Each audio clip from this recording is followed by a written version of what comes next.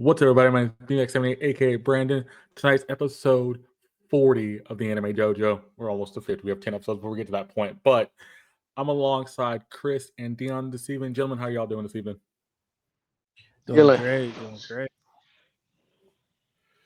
So we have a couple things to get into. We're going to talk about the anime charts for week 2. We're going to talk about an interesting study that Instagram page we all kind of follow and look at. They talked about something interesting that deals with people into anime characters. That's going to be interesting to get into. We also have some news about a Bioshock game or Bioshock show from Netflix, and we also have some news about season 4 of Shield Hero and a couple other small things we'll get into as well. And then the big topic before we get into the episodes for tonight of Shield Hero of Soul Level episode 2 and Magic and Muscles episode 15. We have something that deals with Mappa and what happened with Mappa, but from the perspective of a director for One Piece. We'll get into that. So let's start off with this. We have a confirmation of season 4 of Shield Hero. This had came out a couple weeks ago. Me and Chris been following the show. I'm guessing Dion has as well. Also, on top of this, we also got the announcement of one other thing, which I didn't put in here, but we're gonna talk about as well, is that the Sword Art Online is about to get a movie very soon. That is coming out later in 2020, early 2025, if I remember correctly. So, gentlemen, what do you think about the Shield Hero announcement and the Sword Art Online movie announcement? I'll start off with Chris for that. So as far as Sword Art Online, like it is one of the older animes now that's not really reoccurring. So it is nice to see it come back. Although if they don't need to do any kind of side thing, I need them to finish the main story and then be done with it. Okay. Hmm. And what was the other topic you said? Shield Hero. What do you think about Shield Hero getting a season Now, 4? Shield Hero season 4. Yes, yes, yes. That is one of the stories that I feel like I need to see completed before I die. So yeah. Man, I agree with you there. I mean, I love Shield Hero. Season 3 was really good. Season 4 should probably keep the momentum. Season 2 was going to Season get three people was better than season two, so yeah. correct. Correct. Season 3 was better than season 2, and then I think season 4 is going to keep that momentum. Dion, what do you think about both of these announcements? We are getting the Sword Art Online and then season 4 of Shield Hero. Um, I'll just start with SAO. I love Sword Art Online. Everything they put out is, it doesn't have to be fanfare hit, but it's a hit with me. We never hear any negative about it, so it's not like they can lose with whatever they put out, whether it's a side piece or not. Um, the only thing is I am interested in seeing what this story does because the original story was completed in season 1, and then we got different variations of what the SAO world is. We got the fairy world with Alfheim, and then we got the Gundam world uh, with Gunmetal Online or whatever. Mm-hmm. Then we had different variations outside of Kirito and the SAO, like the actual people. So I'm curious as to seeing what they do with this, seeing how the last one had nothing to do with anything that we originally knew. Is basically started the story Exactly. over. So Exactly. I'm curious as to seeing, because the last recollection, I think, is what it's called. So it's that title alone makes me curious on what angle they're gonna take here, because I do see Kirito in his famous black coat, and we haven't seen that in a while, so I'm very very antsy for that. As far as Shield Hero, look at me, I can't even get the swords out of my mind. As far as Shield Hero, I've become a fan of that very fast. I didn't start watching it until at least 2 seasons were out already, Okay. and I binged it, and I couldn't wait for season 3 to come out. And like you guys said, season 3 was way better than season 2. but it still didn't hit like season 1 did for me. So I'm curious to how they wrap things up on season 4 with all the other heroes that are supposed to be involved that we can't ever pin down, apparently. So Speaking of that, you brought up something too, and I think I asked Chris this a couple days ago when we saw this announcement. Do you think season 4 is the last season of this show, or do you think it's going to have at least one more season? Because Chris thought this was probably the last season for it, but the way you said, like, we're missing characters, we haven't seen yeah, some of the heroes and things. Is I that don't gonna see this being the last season unless they do something epic in this okay? season. And that's what Like I said, Brandon. That's exactly what I said. You did. they would have to do something because even as epic as the turtle was, we still came back with more. Then as epic as the whole new world arc was, we still have so many questions unanswered. I don't see them answering everything in one season. Okay. Even just about the level of worlds that you can go to. We still only know of the two, and there's like infinite. So I think True. they're leaving enough trail for them to have more seasons. And then we just met the girl that had the dragon for a father. We've also met Yep. this robot girl. Like, there are other things they've done. So, like, yeah, I could see it. Like, I could see the fact that they don't. Yep. This won't be the last season, but I think within this, we might, if we get one more big thing, the next season after this will be their, like, ultimately last, Well, let me ask y'all something then. So, Mhm. with the seasons and them evolving the story that the way that they are, do y'all think this can go possibly past 4 or 5 seasons? Ooh. Is there a manga for this? Manga? Yes, there is. I have the first 2 books. I forget how many books are in the manga completely. I think it's a short one. I think it's like I don't think maybe it's very long. no, it's Um, about the same length as maybe Demon Slayer, maybe a little bit less than Demon Slayer okay. overall. But I could see it going maybe to like a 6th season. But if it is a 6th season, I don't think it's actually a season. I think it's a movie in that case. See, and I think that all depends on this season. I can't tell you if there's gonna be after this season, after 4, if we know it's gonna be a 5, I'll be able to say, like, yeah, there's gonna be a 6. But right now, this could wrap up in one big ball because season 3 introduced so much stuff very fast to us that like the Dragon Girl and him getting being able to do certain things with his new town that he's in, and also, and sorry for spoilers if anybody hasn't caught up yet, but the whole new characters and the world that we have and the little scary girl that he met, Mhm. like we're getting so much new stuff right now that it could be wrapping up for a big finish, but that also goes into what we were talking about before. Can they anime outlast the manga? Yeah, and then I technically, think this would be the one of them to do it.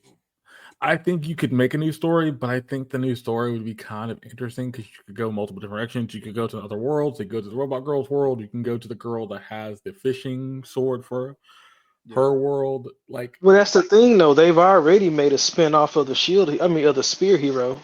yes, they have. So, like, it it can be done. I just don't know if it would be interesting enough story to do it. That's the thing. I think that's going to be the hard part. Would I want to see the robot girl's world? Absolutely. What does that story See, entail? I don't know.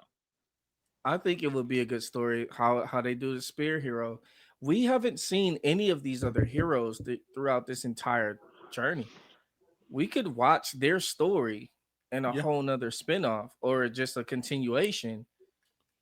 Rising of the sword hero, rising of the spear hero, correct. You could. and I think it would still be decent, a decent enough story because we don't know what they're doing unless they wrap it into this 4th, possibly 5th season. Yeah, yeah. I mean, good question, Chris. I do appreciate it. I think it's one of those things where I think they know what they can do with the show, and I think the one thing they noticed from season 2, they made this season more impactful. Season 3 is more impactful. You got new characters. You've made the stakes higher. A lot of things built up to certain things, so it kind of helped out enough where people were like, "Okay, I get where you're going." But let's get into this. So we got the announcement of two things from Netflix.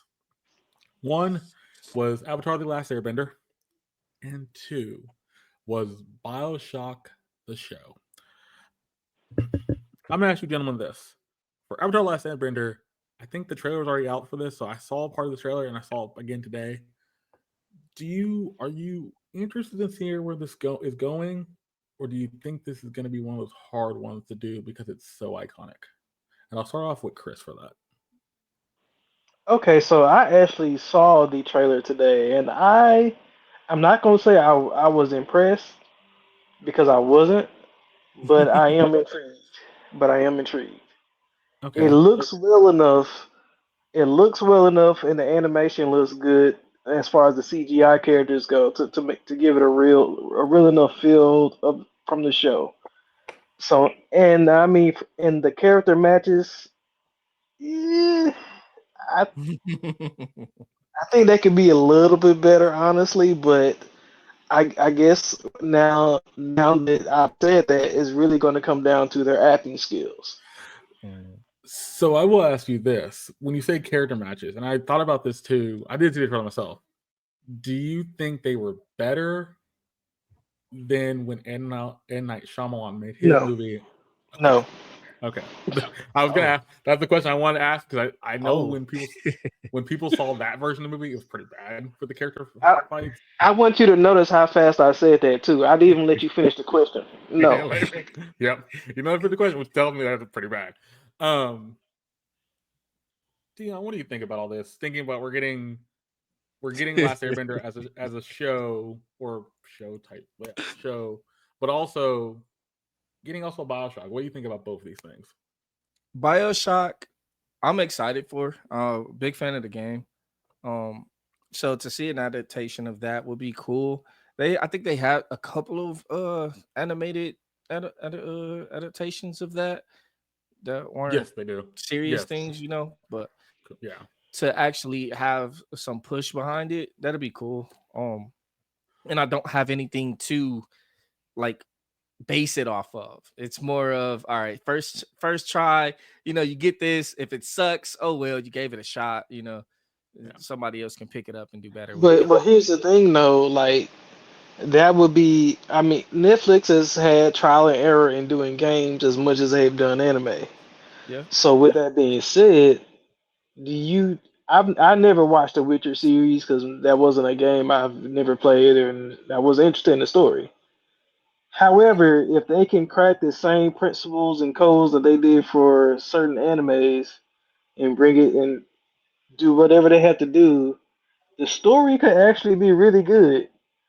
However, for any of us that's actually played Bioshock, know in the first game there isn't a lot of people to talk to. So Yeah, you would kind of have to create a backstory version, Yeah. Yeah. or I think that uh, like I said, it'd be interesting to see how they do it. But I, you're right, Chris. It's basically wandering around by but yourself. I think the downside of this, I think the interesting thing with Bioshock, there is a story there, and I've played the first game. The first game is fun.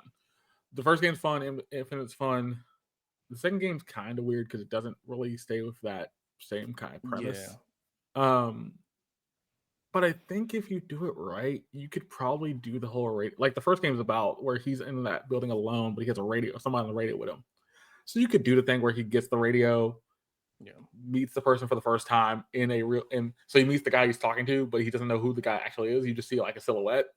And I think if you do that and then have him walk through this place, do this little task for this dude, I think it will work out. But ultimately, the It's downside of that is you're basically just making a show that's a horror show with elements of just a bunch of talking and not much like Five Nights interaction. at Freddy does it. It does. They do. They do. I and I think that's the thing. You would have to get the horror part right Yeah. because it's a creepy place. You have a lot of big daddies around the place. There's not much in the way of like normal civilization. I would love to also see the backstory. So like why the city kind of fell apart. If you give me that backstory too, along now the way. Now, see, if they do a completely different story away from the games and just base it in the society of Yeah, Bioshock, now that would be something to watch. correct, correct. Um, I think for both of these, like the Bioshock one's going to be the one I'm not too worried about because there's established lore there.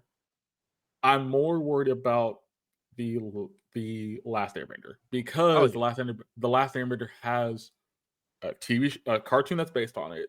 There are books based on it, and the fact you've made Legend of Korra as well. There's a lot of and a history there, horrible movie we've already seen. a horror movie as well. I'm worried that if Netflix doesn't do it right, a lot of the fans of The Last Airbender are gonna kind of not like it. And Chris answering the question where he said, "Oh, the fights aren't great," and he literally stopped me from finishing the question here, and he said no. Kind of gives me a little cause for pause because I don't think that's gonna be a good thing. If the fights aren't good in But the way the but that's abilities the look, thing, though. That's what I'm saying. So the characters, I mean, the characters in the show were quote unquote black, but they were from the coldest regions of their world, correct. which Well, scientifically doesn't make sense. But it's a cartoon. You let it slide. Yeah, you let that slide. I Mm. don't think they're like straight black. I think they're native. Like They're yeah, I Aborigines, think they're native. Yeah, maybe not even so. necessarily aboriginals. They're more so Like like you're talking Pacific like Islanders and yeah, stuff like that, like that's what I was thinking you're getting at. yeah, Okay, like but okay. like you if you see like their jewelry and clothing, you see like that Native American aspect to it. Like you I see a mean, I lot of get that it. too. But see, but But that's that was also one why thing I was I looking feel at on like this they went too. toward the yes. That when as they start talking and they showed the actors for the characters, it's like I see why y'all went there. Maybe I could have done a little bit better, but maybe this will change. Like maybe their A acting skills will fit the character. little better. Yeah.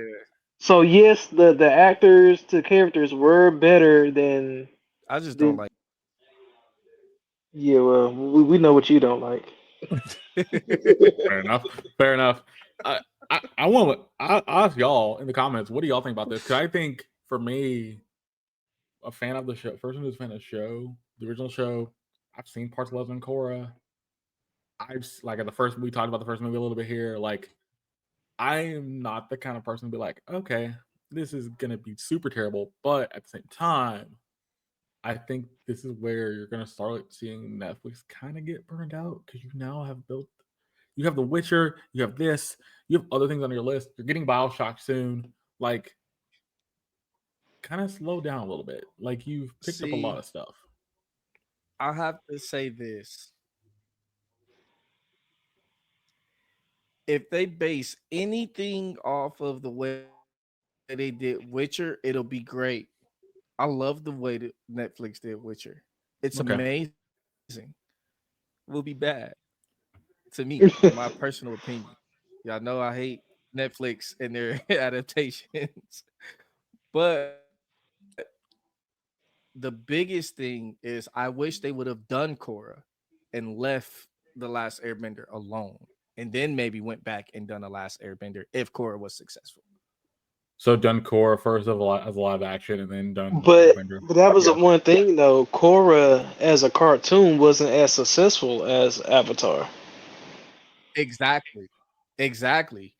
Throw Korra out there, and if it becomes great, because people still like Korra, it's not as successful as the Last Airbender, but I mean, what was? You Yeah. got, it was the first American cartoon that was considered to be an anime.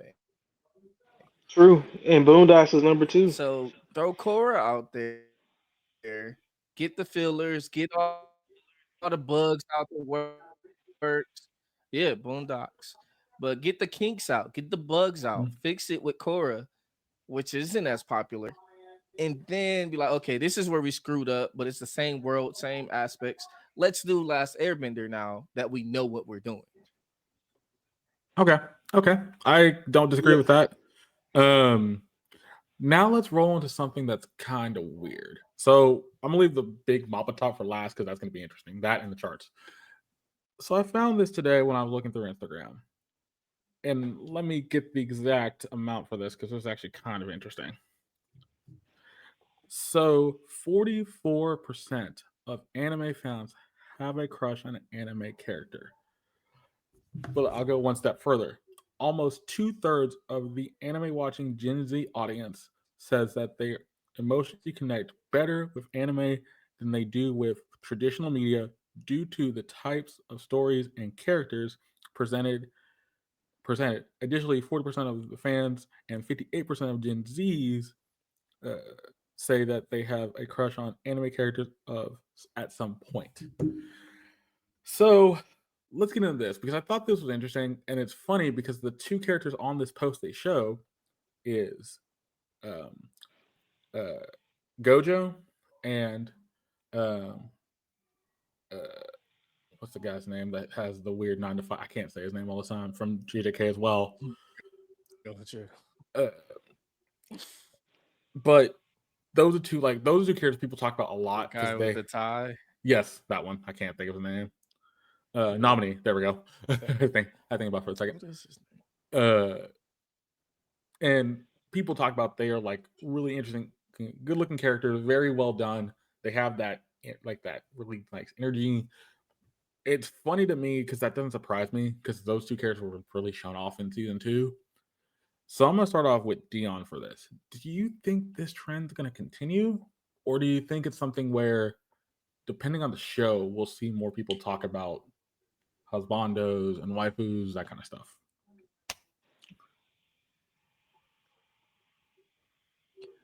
I don't know if it ever wasn't a thing. I think it's just becoming more publicized now.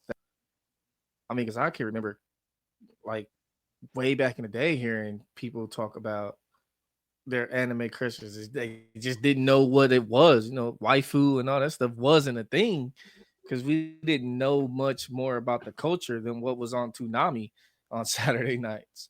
So uh, as far as continuing, oh, definitely, it will definitely be a thing as long as we still have anime cons and cosplayers. We're gonna have waifus and weebs who enjoy a good anime crush, Okay.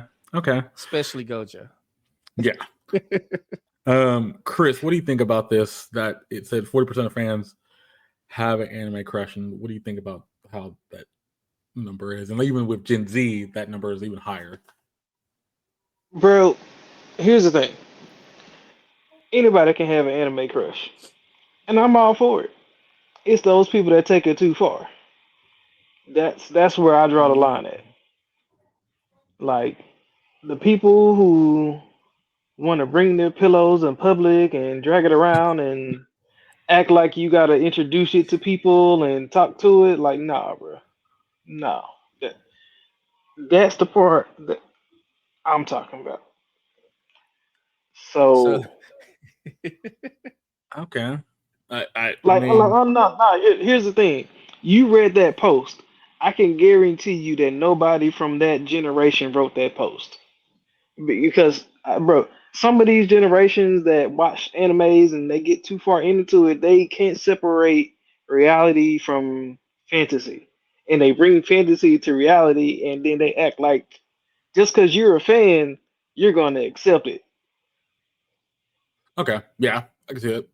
Um, it it's an interesting way of putting it. I'm not like, and I'm like you, Dion, and a little bit with you, Chris. I don't think it's surprising.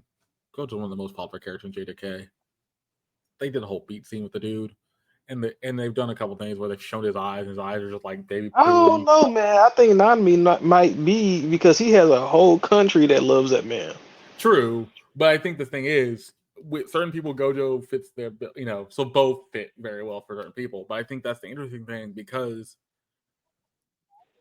they knew what they were building with those characters, and you knew what those characters were going to be.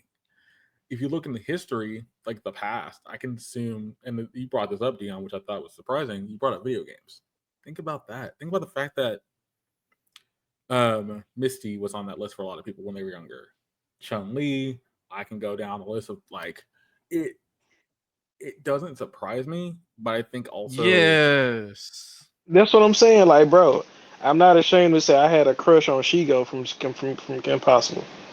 yeah, like that's those type of things. So like I think the thing, but you Yeah. brought the point. If it gets too far into that realm, it's kind of weird. But I think on the basis, if you just because I think I appreciate the characters that they really do give a personality to, more of that interest to, and ultimately they understand that these characters are going to be more popular outside of the show, and that's the thing they want to have happen. Gojo's probably the most popular thing outside of JDK, even though you have other characters like your main character. You have your main character, you have other people around. So yeah, That's the design. that's design. Um, and you actually brought up another point, which I thought was Gojo interesting. is just the Gen Z's Kakashi. Yep, there it is. Pretty much. Yep. Pretty much. You also brought up another point though, Deon, is the fact like anime conventions, cosplay it's still going to be a thing, and that's the other part of this where I think we're going to see more of that coming in the future. Where if these characters get popular enough, you'll see more people cosplay out of them, fan art, that kind of stuff, and that's still going to make that interest grow. It's a thing that I think will eventually just kind of be the norm, but it's ultimately not something I'm fully into ever. Like I've never really got the point of husbandos and waifus, never will. But I appreciate what they do with certain characters. Um, I have a question for you, gentlemen. What you said, Shigo Chris. So Dion, I want yours. What was your first like character crush? If you ever had one? Ew. My first character crush. Okay, so originally, or like as a adult who can be like, okay, yeah, she hot.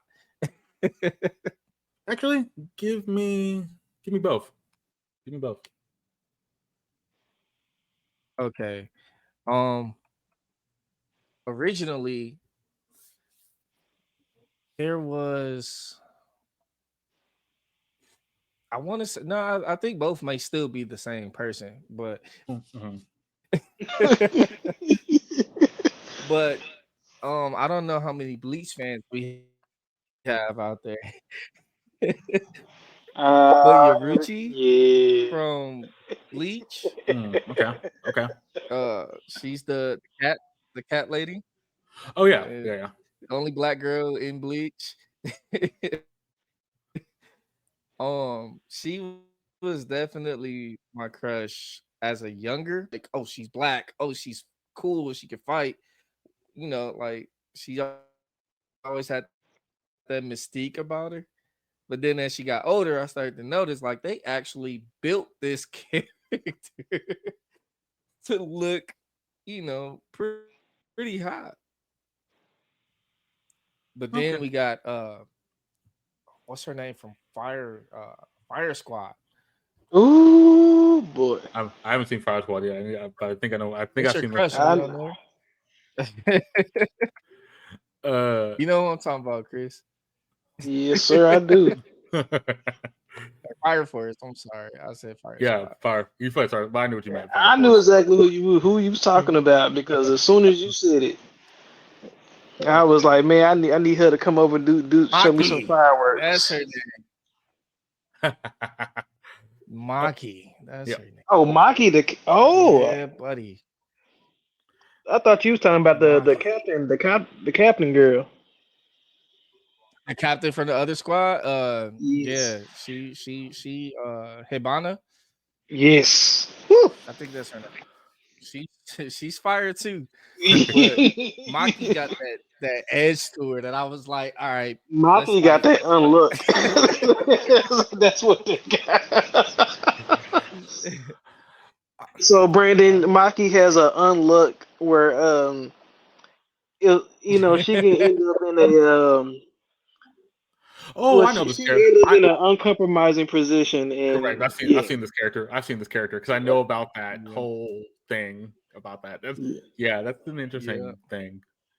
Yeah, because she ends up in really weird situations, even though she wasn't trying to get in really weird situations. Yeah. Yeah. Yeah. Yep, I know what you're talking about there. Um, it's interesting for me. It's gonna be kind of weird because I don't really. I think when I got into anime, I was older, so younger really wouldn't have one. I think Kim was kind of cool, but that's because the way her character is. Her character is more brooding, more like sophisticated in the way they did her. Um, Nowadays, there's a couple. I think I, there's a couple. So I think if you would go down, I think how they do Love Hashira is really cool. I think even though she's probably the most upbeat person, I think she has a really cool like look and style and just kind of way they do her. I think if you went the other I'll go the other coin too for video game people. Now it's Jury. I think the updated version of Jury for Street Fighter 6, her more crazy kind of out there personality who doesn't care is kind of cool and kind of interesting. And they made her more of that style of like I'm kind of kooky. I don't Brandon, care. Yeah. when you were a crush, you kind of had a little crush on Raven from Teen Titans, didn't you? I appreciate Raven. I do appreciate Hey, Raven. I don't, Raven was. but it's funny. I don't. If you think about it, Raven from the cartoon is cool, but I don't think if you look at Raven from Injustice, I think the version of Raven they use in Oh, Injustice no. it's kind of weird because she don't work the same. I think they kind of messed her up. They made her too dark and brooding, but that's just me. Um, There's but one that I have to mention. mhm. The what's Resident Evil? Is it 5 Resident Evil video Oh, games? Shiva. The boy. Yeah, I was gonna. Yep, Shiva. I was kind of figuring you're gonna say that. That one's not Yes. surprising. Woo. As far as video games, that's where it's But at. I also think if you talk about that game too, Jill in that game, I like her design better Chills. than her original design in 3. Because that's also just more of a fun way of taking her So character. we gonna keep passing and throwing out different characters all night. Yeah. So let's go on to our last topic before we get into the charts. So this topic was kind of interesting, and this deals with Mappa and indirectly what happened with everything that happened to Mappa. So one of the directors for um, One Piece pretty much spoke out against this, and he didn't really mince words, and it was weird because I don't think he was trying to. It it kind of felt like he didn't. He was trying to be specifically kind of trying to say it was bad, but he kind of didn't. He said it kind of in a weird way. So I'm gonna kind of read this out. It's kind of weird, kind of interesting. Regarding Mhm. uh, the declaration of overseas animation, saying I want to work for this company anymore, while the working environment and such is one thing. How how were how were the conditions when the work was first ordered? If if meeting the expectations for the job, then isn't it the fault of the directors, producers, and other production committee rather than the production company? If there was slate of pay or delay of expectations, then that's one thing. But otherwise, if you say I'm the standard, then you need to form a company and become a flag bearer of the working environment. Right? I told this to other people before and they got mad at me. So, I'm not gonna go through the whole quote. Basically, he basically says that he thinks it's on the people within the company, not the company themselves. Honestly, I think this is kind of weird. I'm gonna start off. Well, I'll do this way. I'll start off with Dion for this. Dion, I'm guessing you read these comments too, because you one who posted this on our group chat. What do you Yeah. think about this situation? Because I think he has a point, but the point he's getting at doesn't really make sense. So I think he's trying not to be as harsh as he can be while still sounding harsh. I heard a guy say one day, he said, if you think that your working conditions when you're working for someone else is bad, they probably are, but that's because you're working for someone else. So if you want things to be better, you go out and do better, you know? And Mm-hmm. it's on one hand, it's true because if you have a company, you're not going to pay the person everything that you're making from this business. You're going to pay them less than what you're making, or you're not making anything out of it. The only thing I can say about his perception of it is that he was basically like, if you don't like it, bye. Yeah, yeah, He's just like, yeah, it's bad. Oh well, you know that you should have known that when you started. You started, and now you people telling you that it's bad. Now all of a sudden it's bad to you. Well, leave and go do your own thing. I'm gonna let Chris go first before I say something because I think what you brought up is kind of interesting. But I'm gonna flip it on. I'm gonna flip it on its head. Chris, what do you think about this whole quote from this director of One Piece? Because it kind of feels like Dion said, he's not trying to be harsh, but he is being harsh. But it doesn't really. It feels like he kind of can't. He's trying to mix up what he's trying to say, but also trying to, yeah, good, do Well, good with here's it. the thing, though. The guy went and did exactly what he said do. At the end of the day, he took his advice to heart, and so he did. He did. Yeah. So and the thing about it, when you start a new job, regardless of how long you've been waiting for that new job, when you walk in there or when you go through your orientation, you getting a feel for what your job finna be like. You looking at people's faces, you can see how tired they are, how worn and then once you start, you got a few hours to to you gonna talk to somebody and get the 411 on something or something. So and then usually within that first 4 to 8 hours, you know whether you gonna go or you gonna stay or you need to go start looking for another job. You know what I'm saying? It's those things right there. So dude is absolutely right. If you don't like it, why did you stay? Y- Yep. Y'all are both right, but I think the thing that I kind of feel like that this quote doesn't do very well of, look at the flip side of the coin here. Mappa's still a pretty new company. What is Mappa trying to do? They're trying to get the best animators in Japan to come work for them. What do you do in that case? You're gonna make it look like it's one of the best places to work, no matter what actually it feels like it actually is work like to work there. So you're gonna make it feel like on the inside everything's happy, go lucky, and nice, rainbows, all that kind of stuff. But ultimately, yes, like Chris said, if you feel like once you get in there, you see people kind of tired, you ask around, then that is then that is your opportunity to get out. I think that's the other thing. I kind of feel like he doesn't really. I think that's the one thing about the animation community I also feel like kind of feel bad for is like when you're trying to get these young, fresh out of college animators or people who's done it, for, who's done it for a while. What do you want them to do? Because they're gonna go to the place where, oh, I get to work on this really good project in JJK or Hell's Paradise, and they're offering this pay and things like that, but get your work to the bone, or yet but you're getting that's them but that's what they do though. That's what the culture, even in America, even the corporate culture is like that.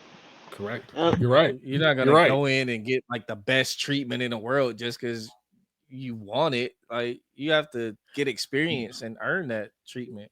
You Correct. know, like and like you know in what? Mappa's defense, they're still one of the highest paid animation studios that do And it. yeah, They in make more Japan. than people in America that work for Disney.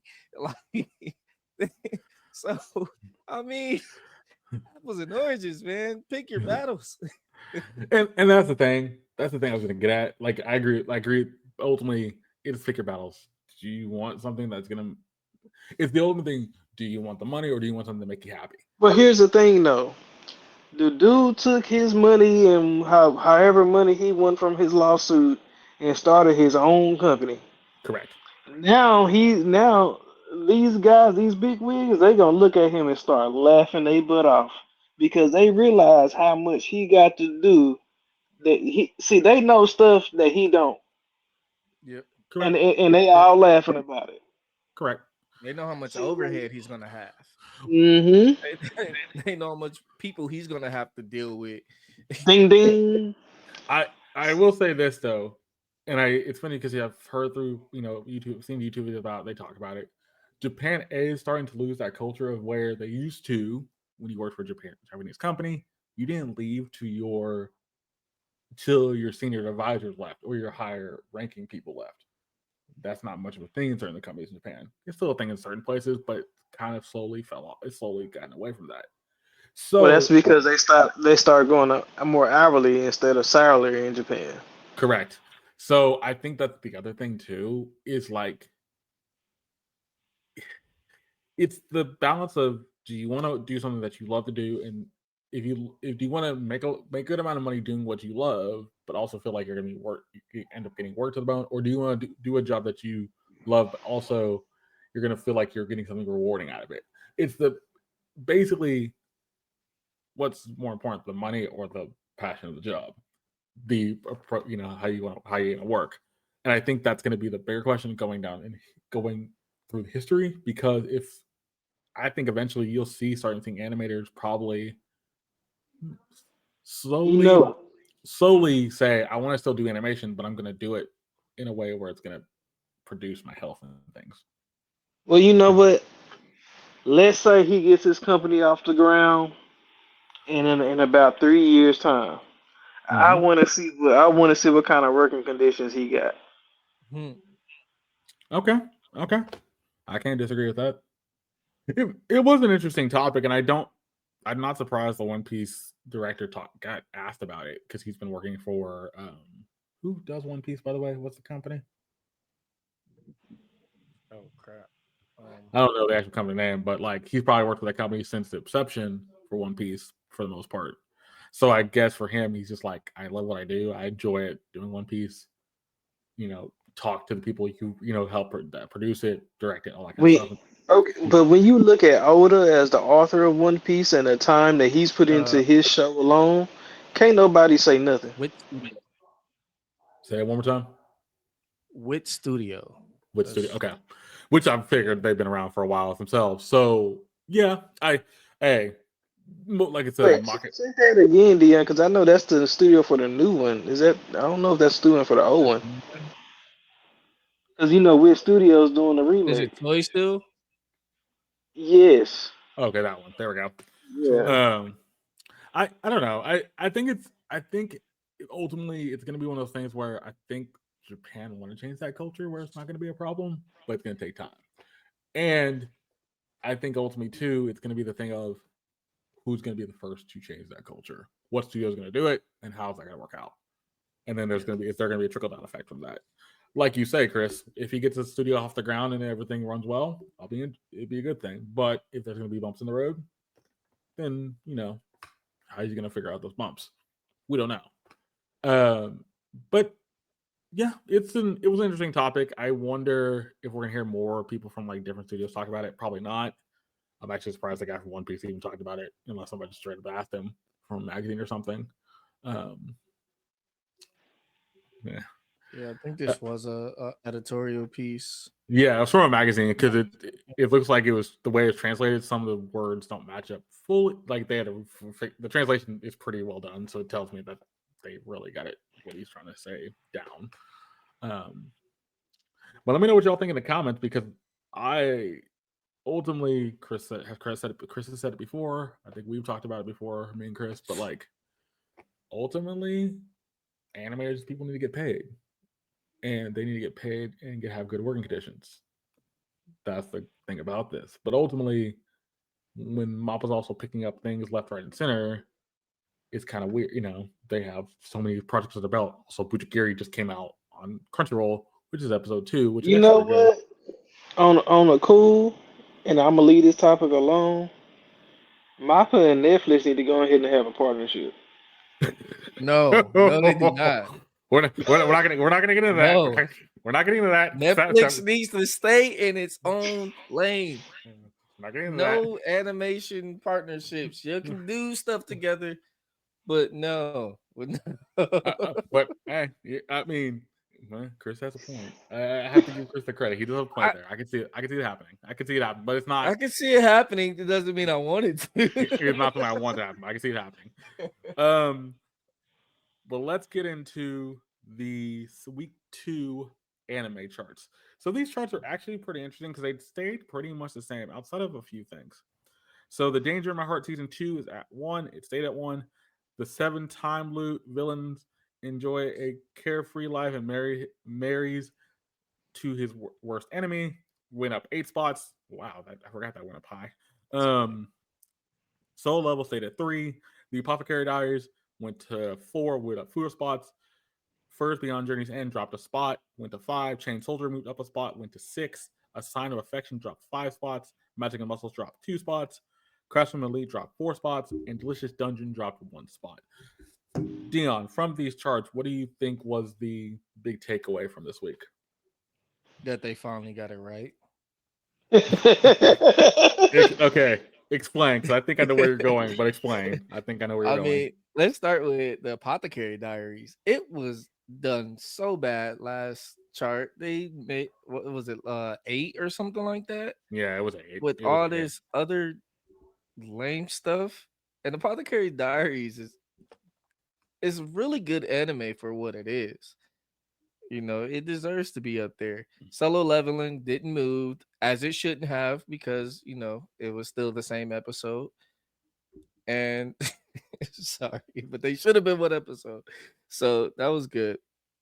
MASH, I see it dropping. I'm surprised it only dropped 1. As not as good of an episode as it should have been. The only thing I see on here that I'm still like, wow, is Classroom of the Elite is still doing bad. It seems like it's getting left behind even worse than what I would let it be, Yeah, I'll get into that in a second because I thought about that one too. Chris, what do you think about these charts as we see them right now? So looking at the chart, bro, it's like what Dion said about solo leveling, bro. Me and you even talked about it. He was pretty much spot on. It stayed in that spot because it was pretty much one long episode that they should have just put together. Like, and honestly, and having that kind of rating on there kind of proves that. Now, yeah, now the other one is kind of Chain, bro. Chain Soldier's actually rising, despite some of our other favorites falling. Chain Soldier is unique. It's a uniquely good anime that it dances on the weirdness line, I should say, but it is good. Okay, with Chain Soldier, do you think that's because, like you say, it dances on the weirdness line? But is that because it's the weirdness line is okay enough to where it is weird, but it has a decent story behind it? The story that it's setting up and getting into is well enough to where okay, I can take some of the weirdness it's doing. Yeah, because they play on some of that within the show itself.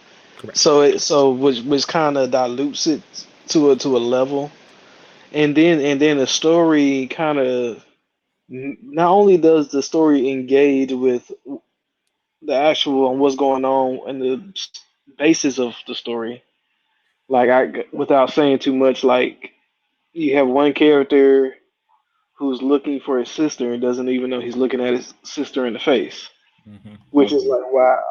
So it does have some very unique moments. So I have to agree with Dion on one point, and it was actually kind of interesting. As we're talking about this, Get Up, Magic and Muscles, episode 15 we'll get into that in a minute. But I think the thing is, Apothecary Diaries getting back in that top 4 should have happened, because I don't think it kind of got in the first chart. It kind of like fell off, and I think that's because everything else came out. The other one I'm surprised by that dropped a little bit was Furious Beyond Journey End, but also I kind of think Magic and Muscles probably should have dropped out of the top 10. And I say that because I think that episode was kind of weird. And it didn't fit to what the previous episode was. We talked about in the last podcast. I suggest you go check that out. But I think that's the weird thing about this season so far. Like, you'll have one good episode, and then the next episode's kind of mid. Or the first couple episodes are good, and then the next episode after that is kind of mid. And then on your thing about High School Elite or Classroom Elite, I said High School Elite, Classroom Elite, excuse me.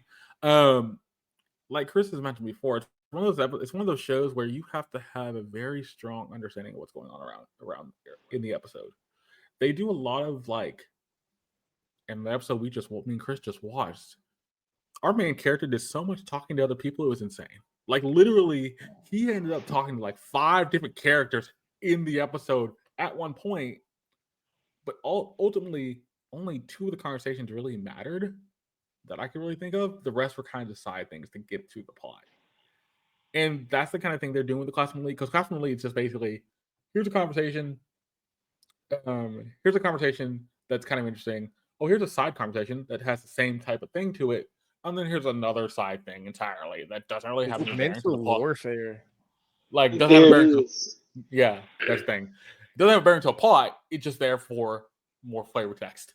And it's just kind of like, you have to kind of wade through that. And I remember when me and Chris started watching the first season and the first season and part of the second, and we got into the second season.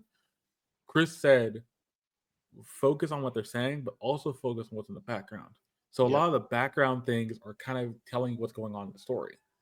And it's kind of the same small problem with how it's a small problem like Hell's Paradise did, in a sense where the conversations didn't always matter, but what you saw in the background of conversations mattered. So it kind of is like, if you are just reading the text and not looking around your surroundings, you're going to lose a lot of that information. Yeah. It's just why I'm an advocate for dub. Yeah. And actually, the first season dub is actually really good. The second season dub is actually really good because it kind of says, okay, you can understand what they're talking about, but you also see. But Magic and Muscles dubbed is the funniest thing alive. Yeah, funny because you can just kind of focus on. So then from 10, I'll go through the top 15 from here.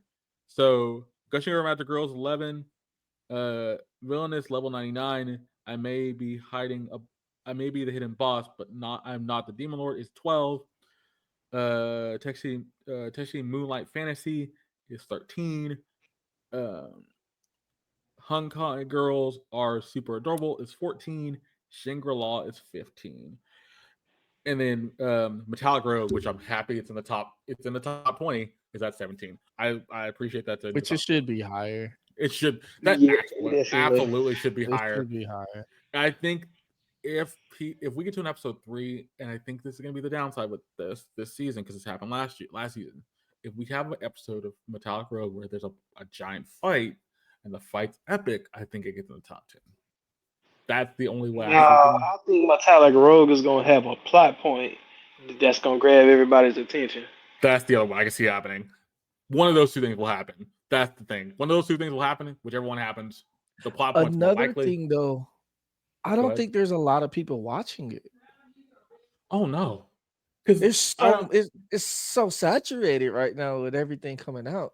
There can't be a lot of people watching it like that. Well, here's the thing. I'll mention to you this, Chris, and I think I told, or mentioned to you this, Deon. Sorry, I said Chris. But I told Chris this when I found out about it. The company that's making this show, it's a passion project. It's for the 25th anniversary of being a studio, and it was an original project across the board. So, no manga connected to it, no nothing. Original property. And it's interesting to me because that tells me that they wanted to make something interesting, and they haven't made something really interesting. But yet, a lot of people probably don't know about it because it's buried under a bunch of stuff. because like there's a few things out right now, like Witch and Beast. I think Yeah. I mentioned that before.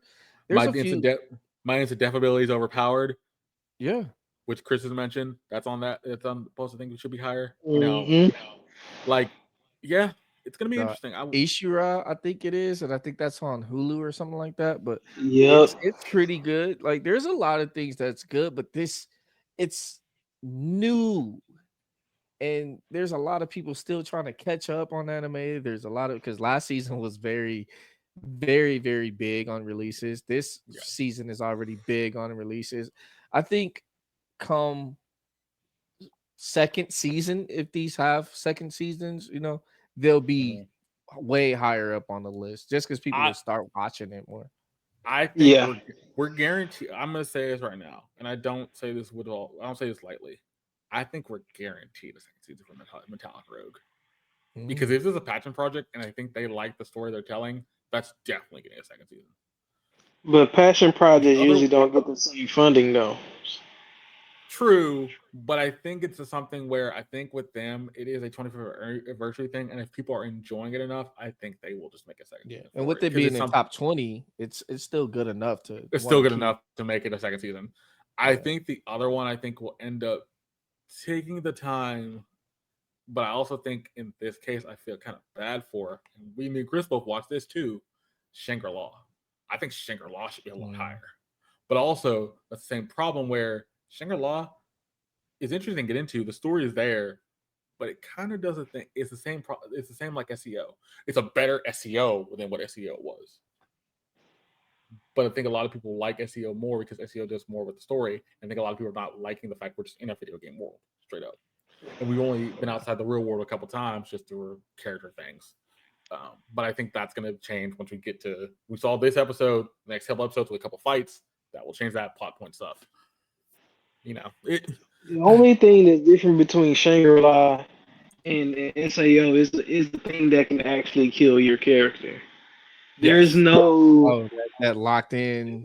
Yeah, there's no risk in everything he's doing. Right? You know what I mean?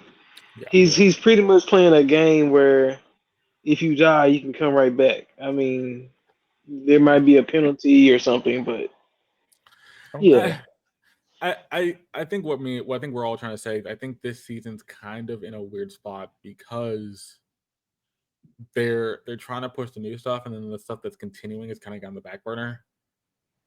Because I ultimately assume once we get to the midpoint of the season for everybody, I think you'll see that chart changing a lot more. Because I don't think, and I'm going to say this with all respect, and I don't think I want to say this, but I will say it.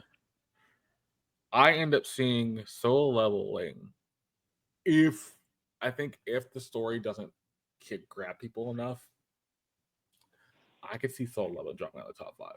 I could ultimately see solo leveling if the story don't grab people enough, being a 8 or 9. If you keep giving me episodes like the last one we just got, I see it moving up for a little while. I do. But we're getting this next episode we're gonna watch tonight is actually kind of building off that, and it's a lot of story stuff. So I'm wondering if that's gonna be you do get a fight. Yeah. See, this is why I don't watch them beforehand, because I don't want to be depressed already before we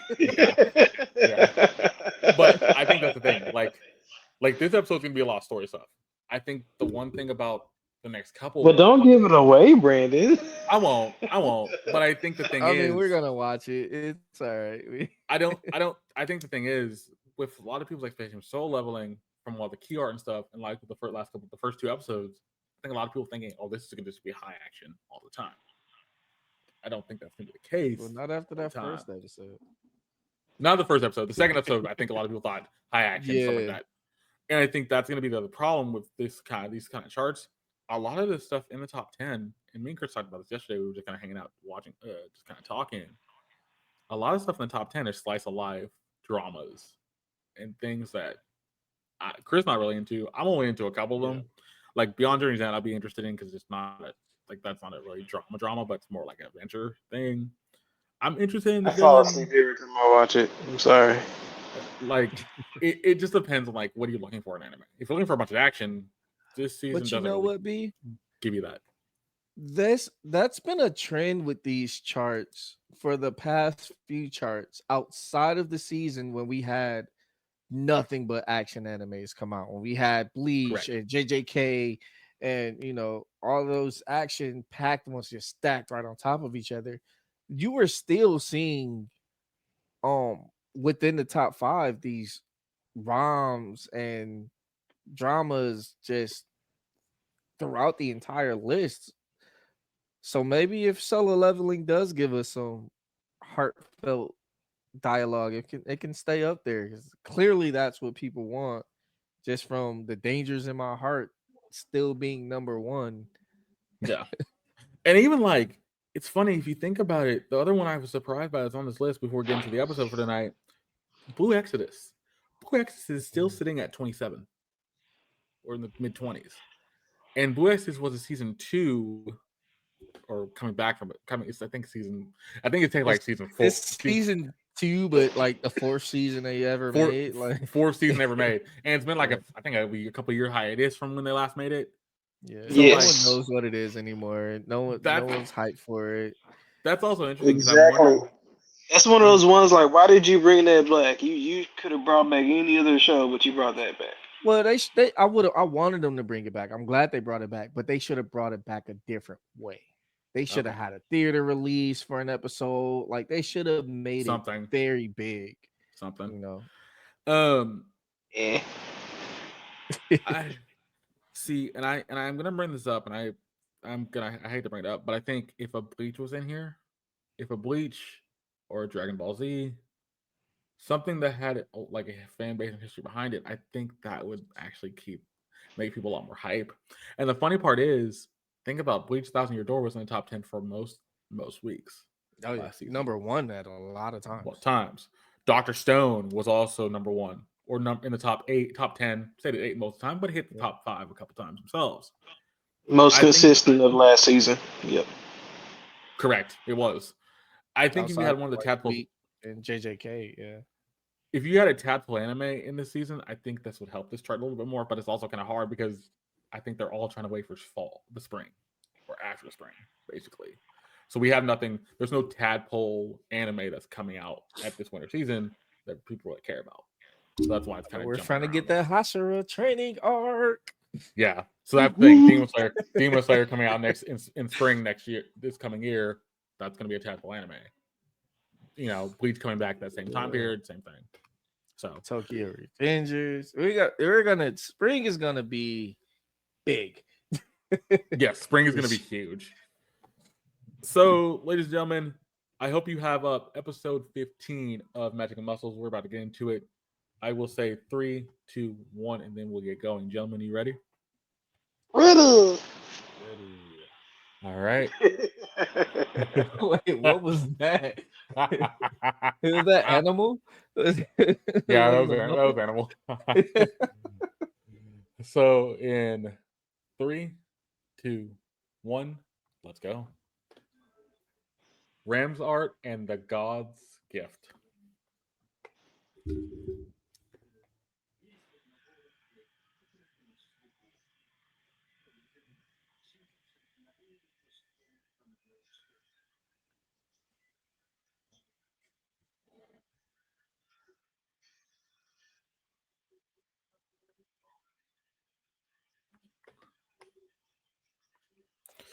This intro is gonna win best intro.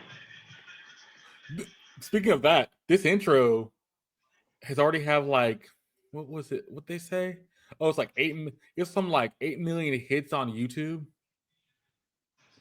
It's really good. It's a high It's a high number. It's insane. We don't have a lot of. I mean, we're getting more this season, and we had a couple last season, but we don't get a lot of fast, high energy anime intros like this. No, you don't. It's a mix of like slow, more like method. Tug at your heart, or you going like full out rocker style, Mm-hmm. Hey, y'all seen some of these characters that they have had in this background? I be like, man, some of these are some really weird looking people. We haven't met everybody in the back. I don't think we've met everybody. We've met most of the main cast except for like a couple people that we haven't seen yet. Because I think this is one of the few openings where there's nothing taken away from. They don't show you anything about the anime. They just kind of leave it ambiguous. Sometimes. Yeah, sometimes.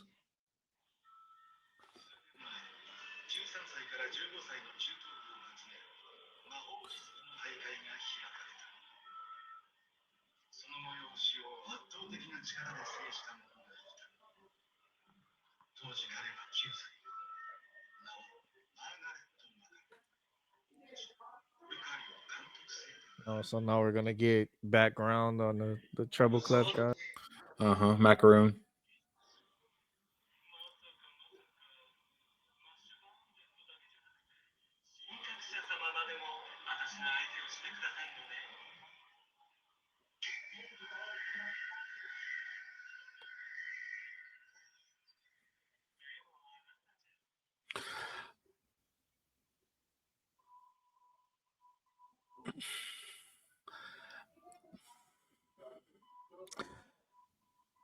I I kind of like the fact. I don't like the fact you did this grand piano thing again because it doesn't really help. It doesn't help this at all. Thank you. It doesn't help this at all. I didn't want to say it, but who's gonna let this just happen in the middle of a fight? Like what? But that's Like, the but way. not only that, who just brings out a grand piano in the middle of a forest? But it's funny. He didn't bring it out like you think he would have. He snapped his fingers and then it popped. It kind of disappeared. It was like, wait, what? Like, You doesn't get even this make any pretty sense. puff of smoke and bam, piano. And he's not. By the way, the sword king is not impressed. He's just kind of standing there like, what are we? What am I watching? No, he's probably like, "What is this? What are we doing? Am I at a This concert?" all my parents will understand. This gives me, hey mom, look what I can do. But at least, Yep, that's the but at face least, right there. but at least with a kid, I'll be like, okay, that's cute. Here, it just kind of doesn't feel like it's supposed to be a fight. Like it doesn't. Yeah, it's like That's the that point. Saturday Night Live skit with Stewie. Mom, look what I can do. No,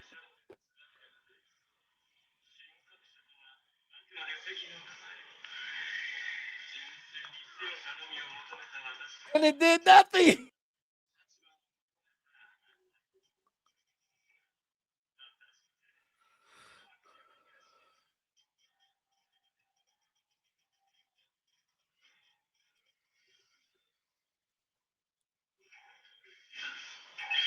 I'm sorry. The fact you played this whole sonata and then made it disappear.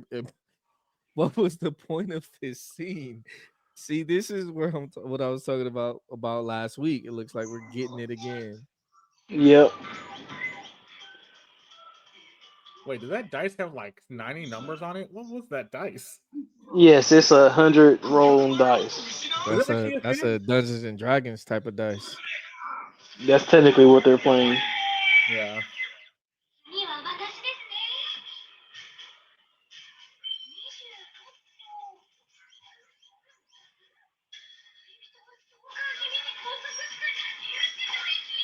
Well, that's fitting. Wow. Yeah, I guess this game's supposed to be realistic.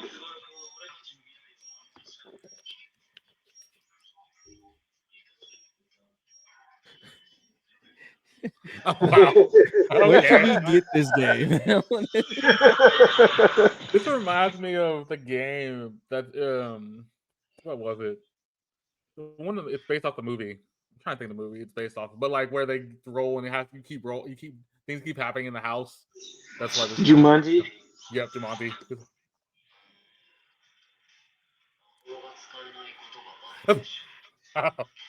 That was Even the kind of. game doesn't like him not being able to use magic.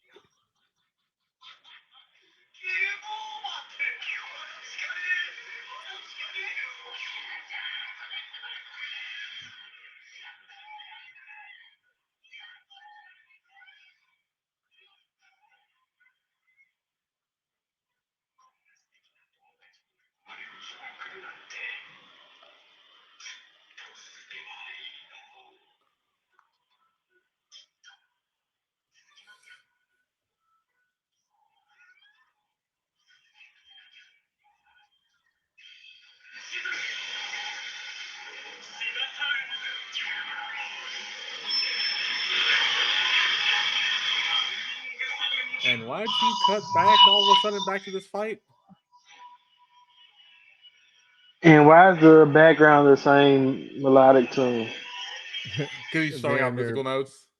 Playing board games, and they're right outside having a musical war. Fight. Let's see.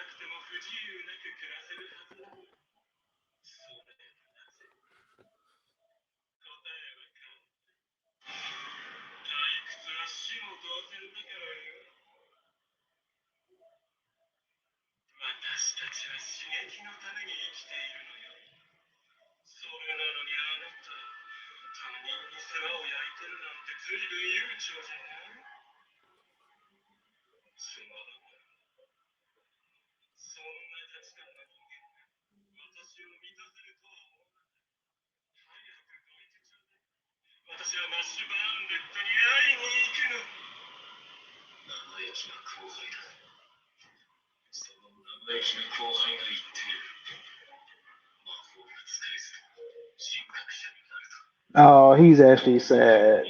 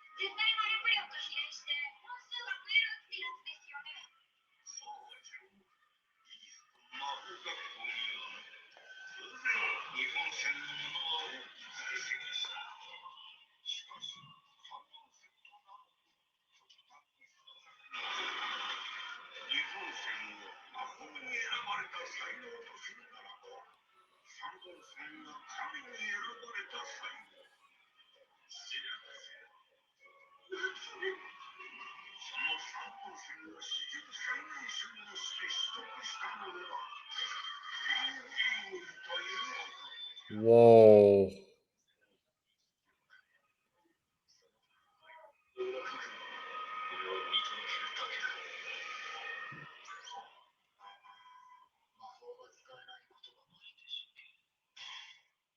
Dang.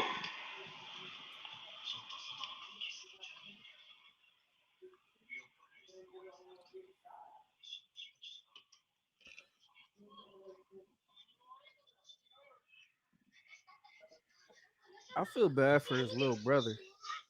Yeah. He got 3 lines. His little brother barely got 1. Yep.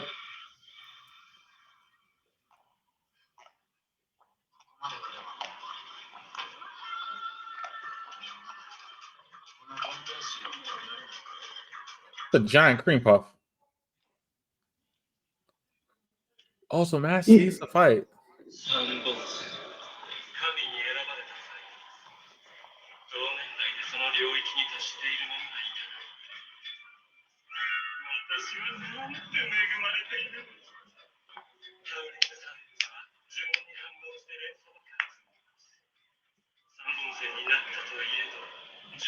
Bro, why is the background music going so hard though?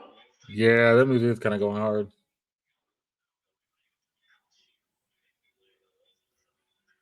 Like I swear they about to pull out some Glocks in a minute. Contract, man. Bro, I feel like they about to pull out some Glocks in a minute, bro.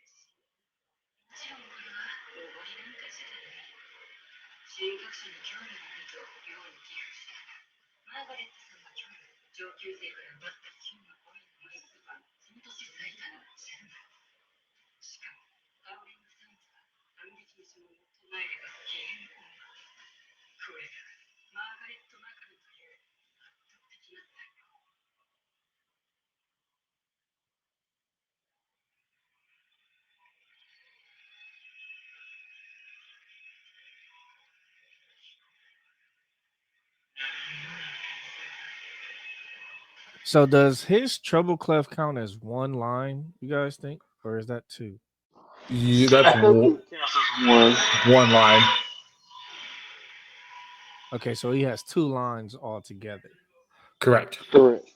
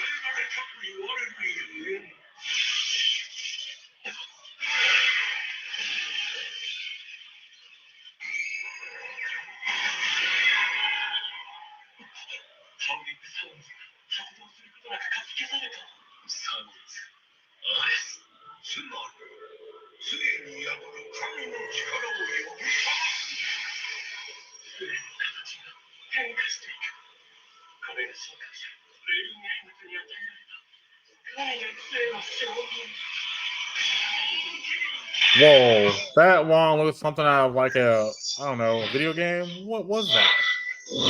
Yeah, that's some Final Fantasy levels of magic right there.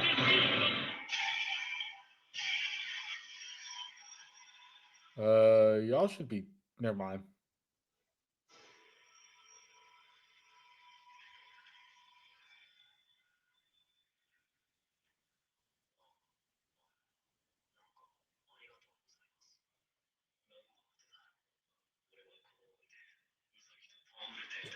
Rabbits.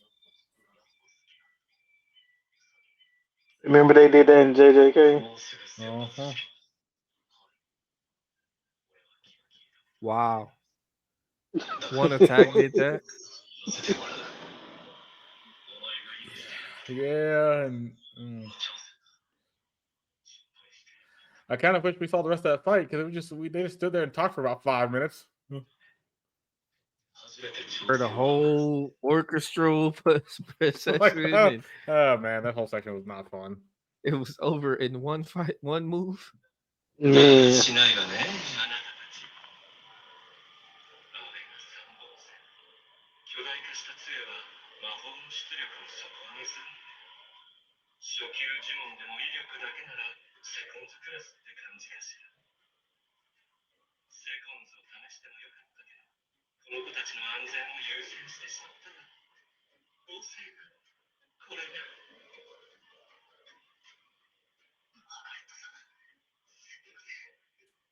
How exactly is the other dude being held up? He's holding both of them by his arms, isn't he? Right, but the other dude looks so awkwardly positioned. Oh, I think he's just carrying their dead body weight or their like basically their body weight in his arm.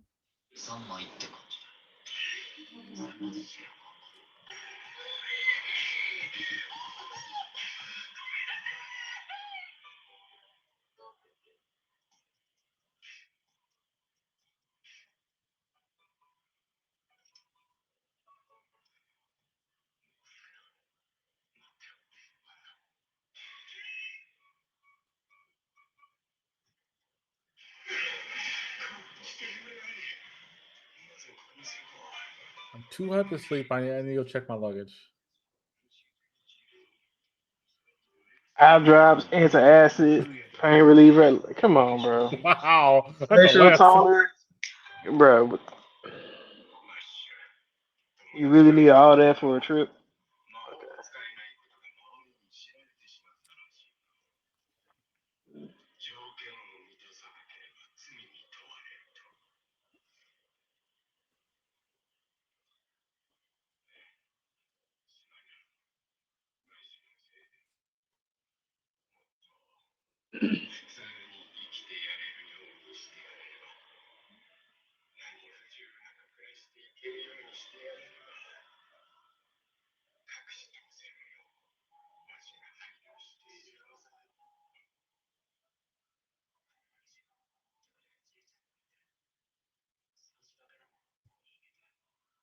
And that's the one thing every parent could wish they parent their kids would tell them.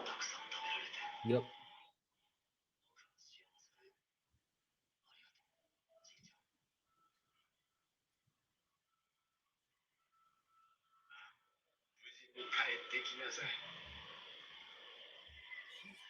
Aw.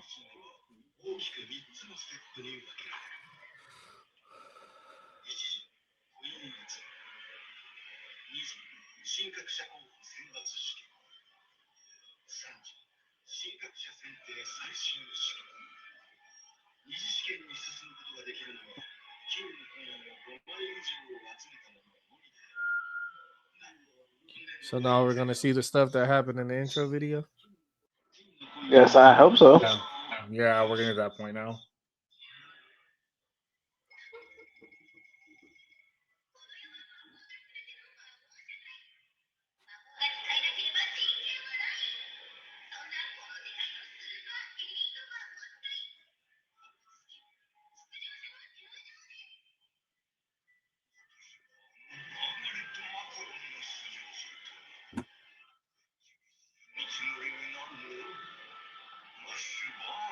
See, and he walking in there with the most gold coins too.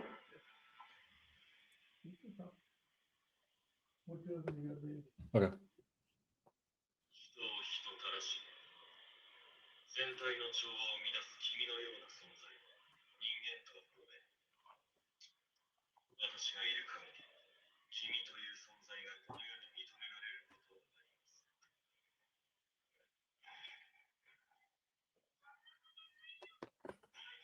His muscles started talking. This is gonna get weird.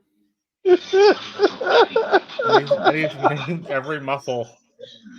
And he's naming them like a DMX song. Yeah. Nisha, Oh Tasha. my. Oh, and it, yeah, bro, come at me. What all you got? Yeah, let that brother know you ain't nobody.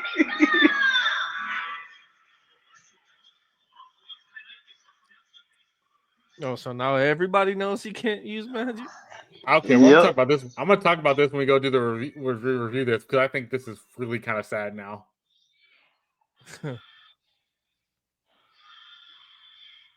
What did we say last week, Chris? Is he what? Black. Mhm.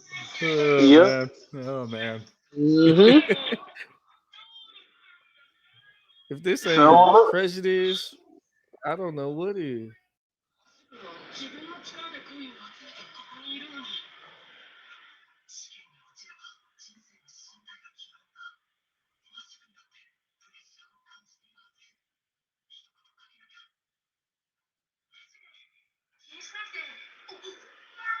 does not give two cares.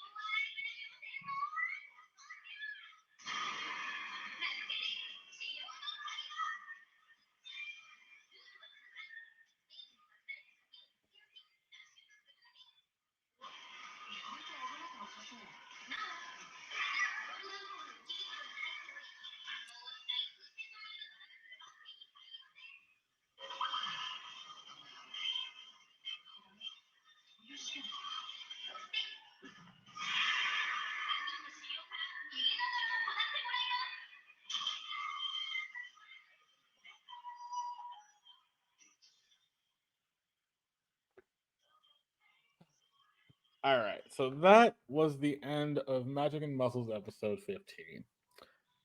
we're going to start this out like we did last time. We're going to do the beginning, middle, and end. So we'll start off with the beginning. The beginning of this episode basically just kind of leaves off where the last episode did. It kind of gives a little bit more insight about everybody that's divine visionaries and kind of some other characters, kind of getting the backstory. But then we get in the fight with the music guy and then the guy who is the divine visionary of swords, sword cane, basically. And it starts off really weird because the guy who's the music dude, Macaroon, basically doesn't do much. This whole starting off is kind of like he kind of talks a bit and says some things like, I don't really like you that much. I kind of think you're not that great.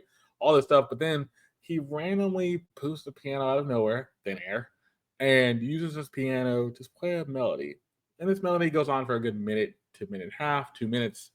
And then after this melody is done, he kind of just continues with his talk and says, why are you protecting this boy? I don't really think you should be. And the sword cane basically goes, you know what? Even though he's different, you can't see why he's different. And you shouldn't be doing this at all. But I don't think you understand. Chris, let's start with you. What do you think about this first half? This first section where we kind of get a little bit of backstory, but also the understanding of what the guy with the music stuff is talking about. So I mean, in the intro, besides the funny part of the intro, this guy they're pretty much talking before a fight, and the guy's like trying to convince him to let him go, and it's like my whole thing is, if somebody throws a punch at you, whether they miss or it lands, it's already time for a fight. Why are we even talking? Yeah, that's right. Yeah. I mean that's where I'm coming from. But this dude threw a whole sword at you, and you asking him to let you by? Okay, okay. Maybe I'm a. But the funny parts on this was every time that Mash tried to play the game would off his character. Yeah. Bro, Yeah. that was messed up. Deon, what you think about this first little section where we got the starting of the fight, but then we got, like Chris mentioned, I'm gonna get into this, the mash and the game board stuff, and we kind of got to that section next. Yeah. This was probably the most pointless first half of an episode we have had this entire series. Season 1, season 2, this entire series. And that's including episode 1 that I said just shouldn't have been an episode in the first place. Or I guess that was episode 13, 12, 14, something like that. 13. Yeah, 13. Yep. This episode, this beginning, the piano. Oh my god, what was the point of that? You didn't even, I could see if we like used it to cast like a spell or arena effect or something. It was completely pointless. Yeah, it was. It's kind of weird they do that and they cut to the trio. I will say with this episode, there's a lot of cutting, so this is going to be kind of weird how they did this. But so we cut to the rest of the people. They're playing a game. They're kind of each of them rolling. They're rolling this dice, and the girl gets. She just, when she gets into this little board, it says she's a stalker. She's, getting put in jail. Chris mentioned with Mash gets a thing where he can't use magic and his character just falls over. We get the other one, the sister one has a boyfriend. He goes back to the beginning. All these different things with this game. This game's kind of interesting, kind of weird. But then ultimately, what we get into is a flashback with the father and the guy with the blonde streak in his hair, kind of talking about, I'm glad that he has friends, and I hope these be forever. And the guy with the blonde streak in his hair goes, I'm sure we will. And kind of just saying we're going to keep being his friend no matter what happens. But then we get into more of the music guy and the sword cane's fight. Basically, starts making using what's around him, kind of making the spell where he can't really attack. If he tries to attack, it's going to counterattack him. But then they have a longer conversation more about Mash and more things that, why is he doing this? Why do you care for this kid? Why do you really want to see him do well? Because this world and the Sword King guy says we need to see this world change. This world's eventually going to change, but it's going to take time. But he's on the path to making change. Then we cut to the headmaster and the little kid we saw from previous episode, and this starts the conversation about what about the magic levels and magic history. But as we're getting that conversation, it kind of just basically says the Sword King guy is really strong. The music guy, the headmaster, the music guy is strong too, but the Sword King guy has more ability and understands what needs to be done. So Deon, what do you think about this next section? So we get we get the board game stuff. Right after that, we get the second part of this little fight between the music guy and Sword Cane, and then we start with the headmaster and the little kid. What do you think about this little section here? I do like the game. Like, I want this game. This game Yeah. was pretty cool. Like, do I need it in this show? No, but it was a cool game. It still plays into Mash and his friends. They've always had like these little quirky things going on between them, so that's cool. As far as the fight, though, again with these pointless interactions, like you should have let him use the piano to create the barrier with the magic. It's like, what was the point of any of that? You put that away, pulls out your wand, you make this barrier, whatever. The only thing is now we're getting this conversation from the headmaster, from Dumbledore. I'm gonna call it how I see it. From Dumbledore, explaining the three lines. But this is something we already had as well when he fought the puppet master who had the three lines. We already kind of got this background of people in their magical lines. So this is also another kind of pointless situation here. I mean, it looked cool. You get to see some pretty lights, but I still not enthused about this episode at this point. Chris, what do you think about this section? So the board game stuff into the beginning of the conversation with the headmaster and the kid. I mean, what else is there to say? I mean, that's. I mean, bruh, like the fight was pointless. Like, we already know this dude is strong. For what reason did we have to state that again? Now, the macaroon guy, I can see a little bit why y'all might be trying to showcase him because Mash is getting ready to fight him in some kind of capacity. But on the cool though, what's stopping Mash from just running around the arena and just hitting everybody in the face? Yeah. Like, honestly, because everybody gonna be trying to take their ones out and start talking. Mash has got to run around and slap everybody one good time. If this guy has to pull out his piano before he fights, he's screwed. you see what I'm saying? So it's like,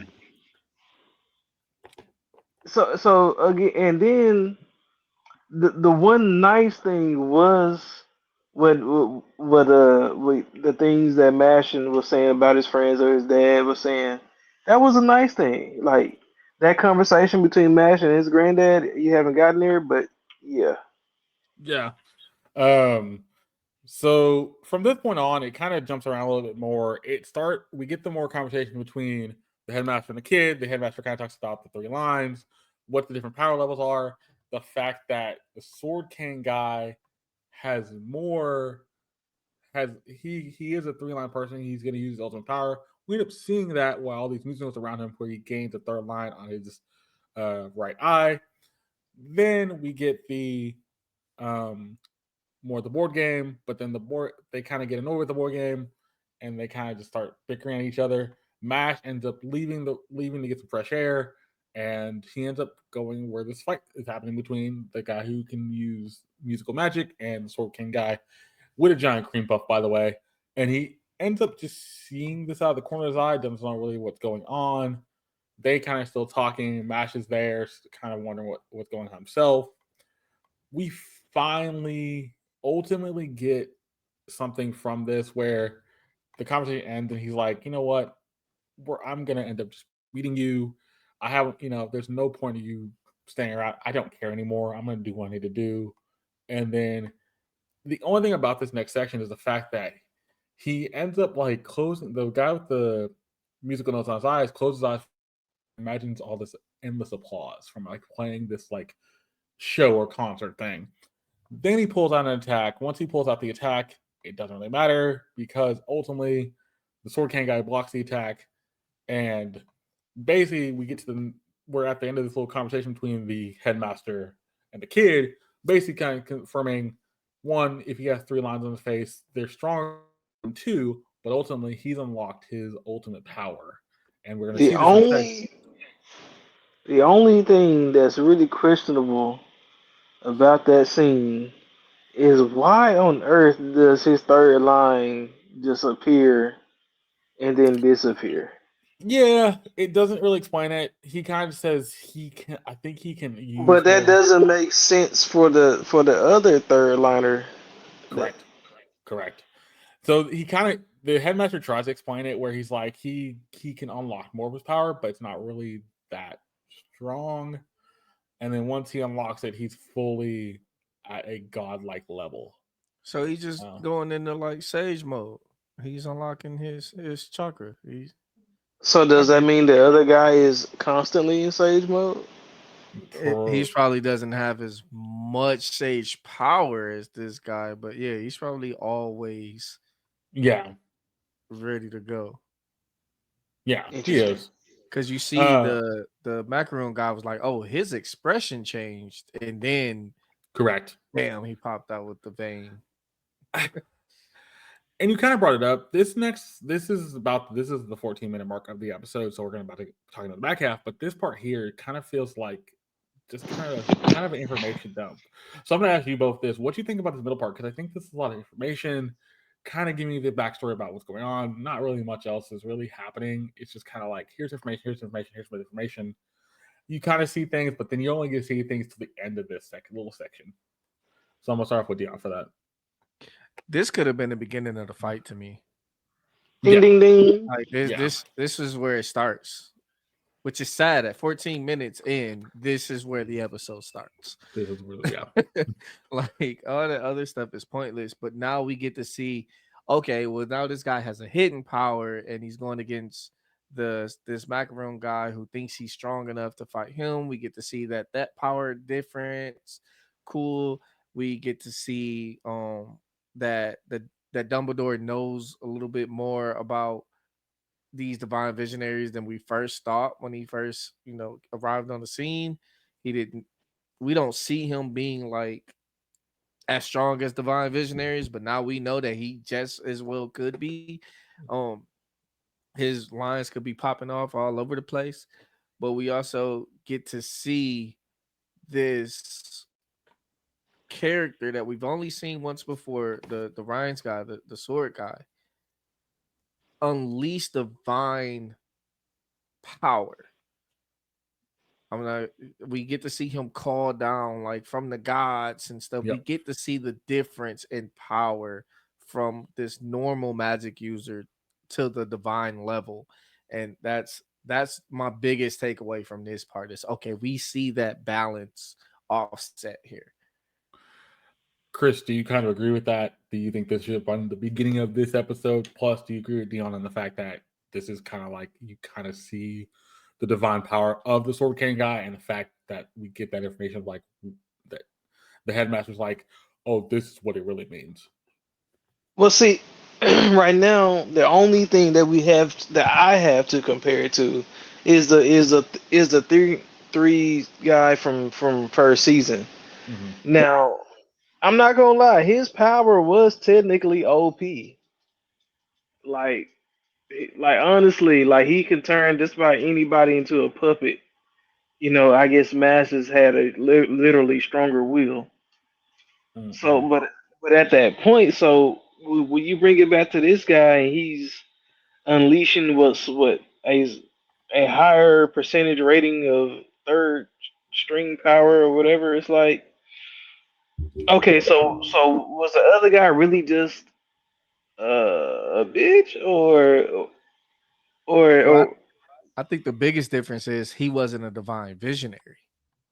Correct. This guy is a divine visionary. So yeah, they may both be 3-line users, but this guy's on a whole nother level of 3-line users than that guy was. but that's the point I'm trying to make. That's what they have to prove.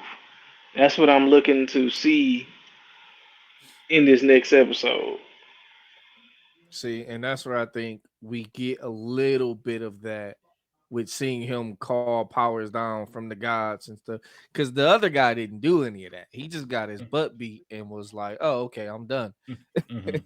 This guy was like, "I'm gonna call down Ares before you even get to get an attack off." You know, so I think that kind of gives. I do want to see more of that, like you're saying, Chris. I do want to see more of that difference, but I think this is kind of like that beginning decision making of But you're a divine I visionary. You're stronger than a normal person on the same level. okay. Well, I do have a question for you, but I'll wait till we get to the end of this little section, or the Okay. end of this episode. So basically, now we see that the Divine Visionary, the Sword King guy, calls down that power, uses it. Pretty much his wand changes, and the headmaster talks about his wand changes to something even more stronger than what it was prior.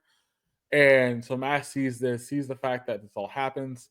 Mash kind of says, "Thank you for doing this for me." And Sword King guy goes, What do you mean? What do you mean? I didn't help you anything. I just kind of did what I needed to do." And they kind of have a conversation. And then Mash kind of talks about the fact he likes bunnies and all. There, I had to get rid. I was chasing a bunny. The King guy mentioned, and then you see the musical guy take the two kids and leave out. But he's kind of like, "Man, I see this power now. I wonder if I can do this power." While he's showing his bloody hand, by the way. Um, and then from this kind of gets interesting because basically from this point on, we kind of hear about the coins they need, and Mash gives coins to everybody in the group. Then we have each kid having their little own little moment where the guy with the sister complex is holding his sister's like locket and kind of puts it close to his chest. The redhead guy kind of can't sleep and he's overhyped, so he kind of just makes sure he packs everything. And then Mash talks to his father, and this conversation is actually really sweet because Mash is like, the father's like, I wish I could give a better life for you. I wish I could have this, that, and the other. But Matt's like, no, I'm having fun. I'm glad I'm in school. I'm glad I'm doing this. I thank you for everything you've done. I have cream puffs and everything. And after this talk with the father, the last thing we really get into is what the divine visionary system is going to be. You have this first exam. The second exam is like getting to be one of the final people in the divine visionaries. And then the last thing is the divine visionary final exam. Become a visionary. So you meet all the kids and everything. You see them the coin numbers. Then Mash the last one to walk out there, and he's standing on this sand cane guy, and then Mash takes off his cloak and everything, and he just has this like black like fitted workout suit, and then each muscle is talking to him as like giving him encouragement, which was kind of weird. And Mash says thank you after he walks out there. Everybody they say Mash's name, that everybody boos him. All the people boo him, and then it's funny. Mash kind of takes it as is, and then the guy with the blonde streak in his hair goes, "You know what? I'm gonna try to go over there and make comfort Mash. Mash not having any of it. Mash like, I just want to go home." The big thing out of this is they're explaining the first thing. Basically, the first little challenge is you try to escape this place. You need to get this key. This key's inside of a bubble. This bubble you need to pop to get the key to escape. But these monsters are gonna be chasing you to so you can't get the key. And the guy's like, "Oh," the blonde hair guy's like with the blonde string. He's like, "Oh, that's not too bad. Too easy. Kind of easy. Not that difficult." But then when he hears the monster part, he kind of screams and kind of doesn't like the fact there's so many monsters involved. And that was the end of the episode. So I'm gonna start off with Chris for this. What do you think about this back half? Because this back half kind of explains what the first challenge is gonna be, but ultimately that challenge is not gonna be too crazy.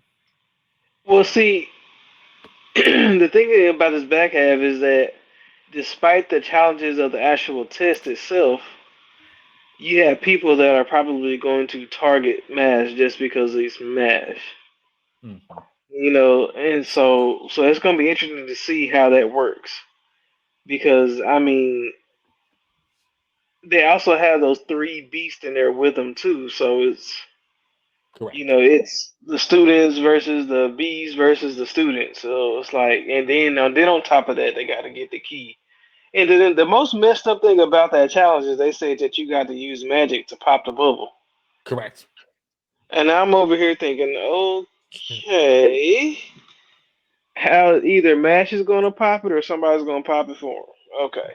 Correct. Um, before I ask for the random ask Dion, what do you think about this back half, Dion, of this episode? I think that this particularly challenging event is aimed to weed out the weak. So I don't think it's gonna be super challenging, but you'll see a lot of people fail it just from the monsters alone. Okay. But the biggest thing I'm taking from this though is who are all these people and where did they come from? We've seen a lot of people in the beginning of this tournament looking thing, but we've never seen them introduce them. We thought the puppet guy was the strongest in the school. Now we're seeing all these other guys come out of nowhere. So I mean, I'm interested in seeing what happens, but I'm also very confused. Okay.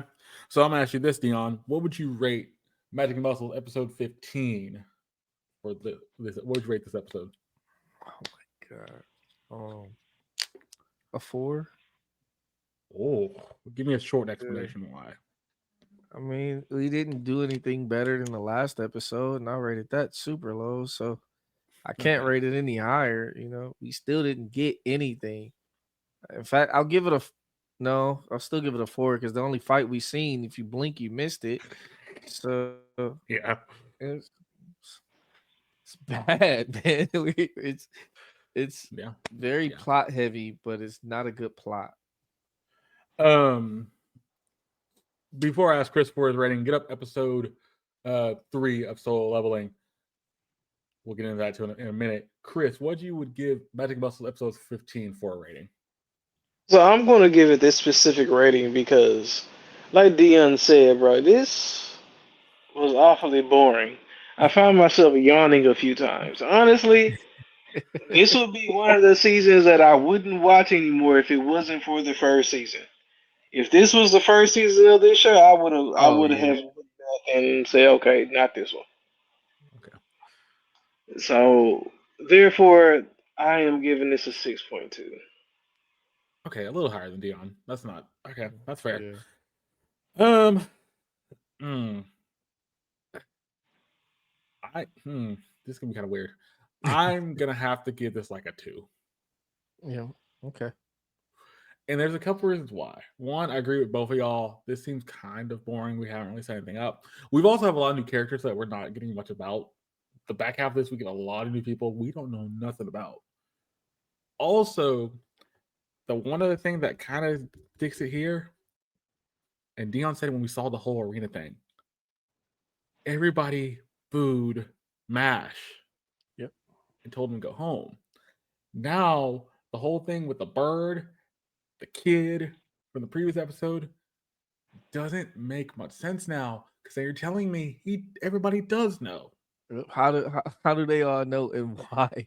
And why? So now it feels like it has no bear. It feels like they tried to make sure it had a bearing, but now the bearing doesn't make sense.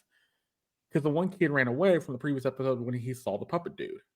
And also the other kid ran away when he saw the guy that could pretty much throw him to the ground. That doesn't look great. But also, this whole talky bit at the beginning kind of sets up the fact that this Divine Visionary is strong. We get it. But then you don't show us the fight afterwards. The fight is nothing.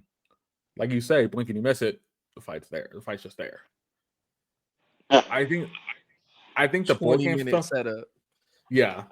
I think the board game stuff is fun. I think the talk between Mash and his dad is fun, but ultimately the rest of it's kind of not there. I hope episode 16 does better. We'll find out, but ultimately I'm kind of like, yeah. Prediction: Episode 15 will not be on the list next week. Oh, probably won't be. It probably won't be. Unless you thought this was funny. Some of the parts were funny, but some of the parts are kind of just there to be there. If you thought this was funny, I need you to reevaluate your psyche. Fair If enough. The Fair only enough. look, the only reason I gave it a higher score than y'all is because I feel like the ending they were kind of building some suspense. And that's the only reason I would like. That's the only reason I would have gave it higher for that. But the thing is that doesn't really change the fact the rest of the episode was not great. and we know Yeah, exactly what's gonna happen. We watched the intro. We know they gotta fight this bull looking thing. So when we seen them, I'm just like, yeah, this is where we get the intro part from. This Fair. is so I don't Um, know.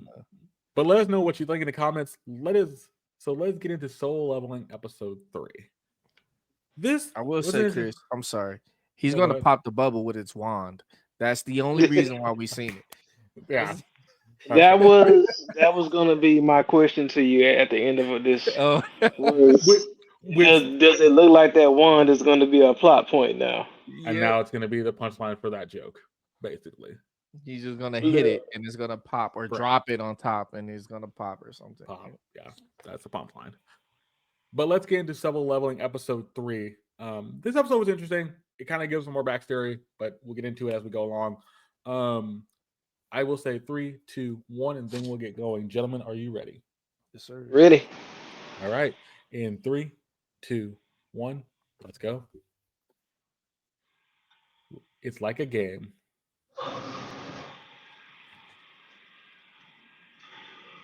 And that's a creepy scene.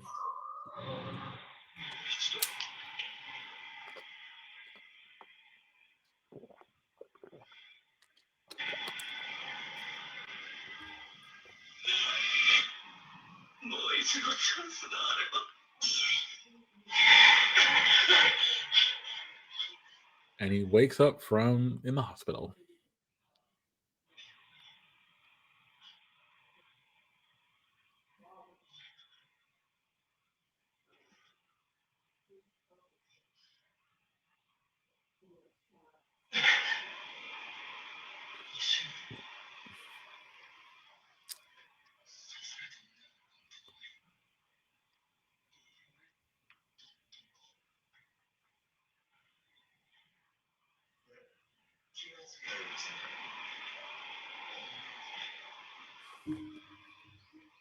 Yeah, I'd be so curious right now.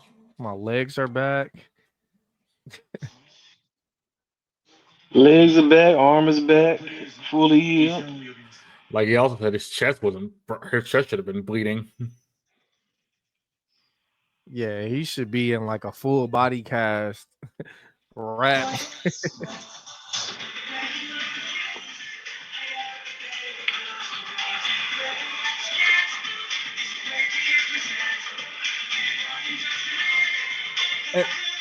And I think the thing is, they picked up where this left off pretty much, and that's the interesting part. But also, I love the fact they didn't give us like what legitimately happened. They don't do anything where we see why he's we just see Max. We don't see why he ended up in a way. Yeah, like I want to see when he get that knife, because that's a thorough looking knife he got. Oh, the one when he fights with it, yeah. Yes, because we all know the current knives that he get are crap.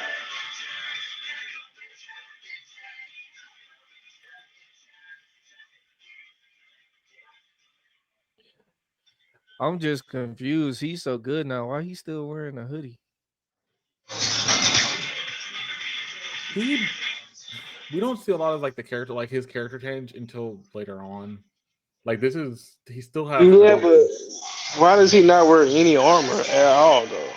I mean, in that's the also intro is what I'm oh like, you know. there's a plot point for that, Chris. So that comes down the road. Thank you, Randy. That comes way Plot down the point. road. That's all you had to say. Plot point. Yep.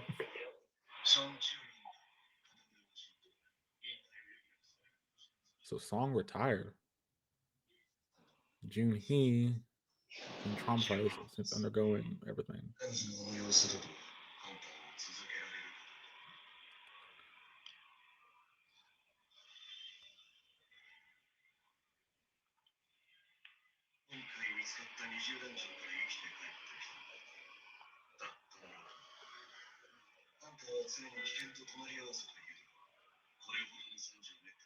Six survivors.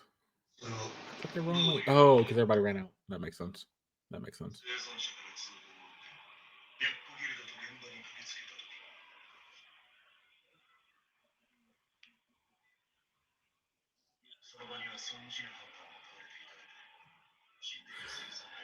Did you see in that flashback? His leg was back to his body. Yep.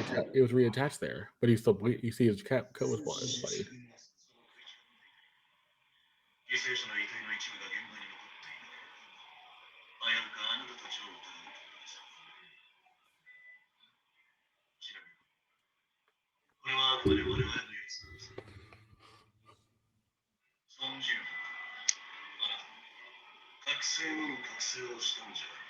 A second awakening.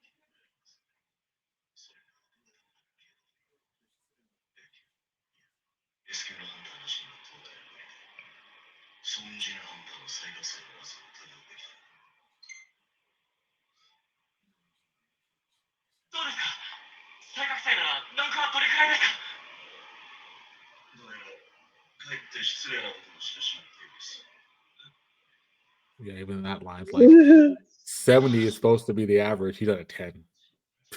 He's basically a civilian.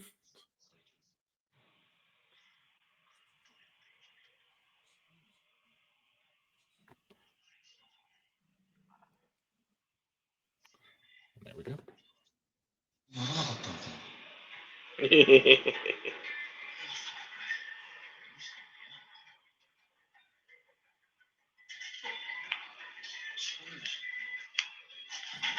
And the flashback to when they said, "Yep, You see the sword moving in slow motion? yes, it was."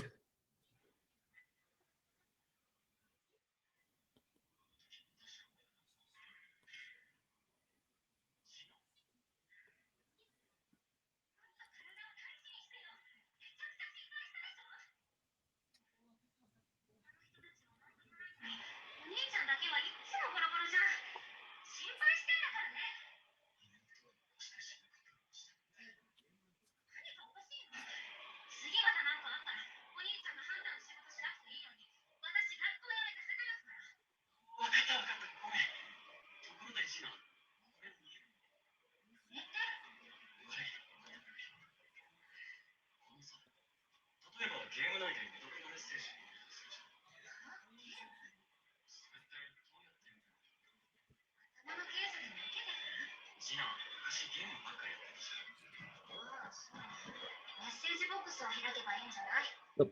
There we go.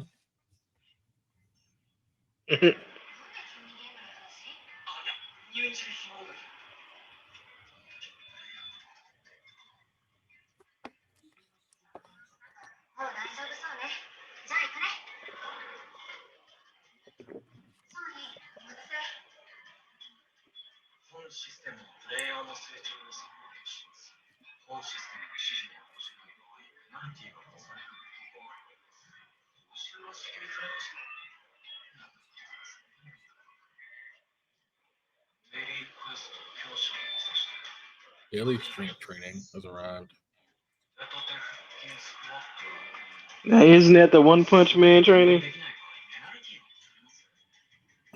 I thought about that when I saw this first. I'm like, did they just do the whole One Punch Man thing where he does 100 push-ups, 100 sit-ups, 100 squats? That's exactly what I saw. That's a pretty typical training, though. 100 push-ups a day type thing. Yeah, it is. I mean, That's what I do every day. 100 push-ups, 100 sit-ups. What is 10 kilometers? How many miles is that? Is that even a mile? Is that a mile?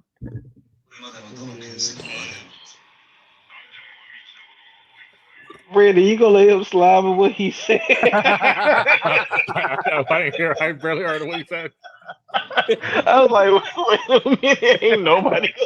I barely heard what he said, but yeah, school for Denver. Wait, what did he say? I don't know what happened. Chris, what you talking about? He said that he It's a do little that. over 6 miles. That's his workout regimen, Brandon. Yeah, no, nobody would do that. I wouldn't naturally do that. The workout regimen. 100 push-ups, 100 sit-ups. It depends on what I'm eating that day. You know what? I was about to say something that we can't say on live air. By the way, this was the lady we saw earlier in episode 2 when she came into the city. So she's talking to that dude now. Oh, and she did that. Yeah. And a random portal just opened up in the middle of the street, or gate in this case.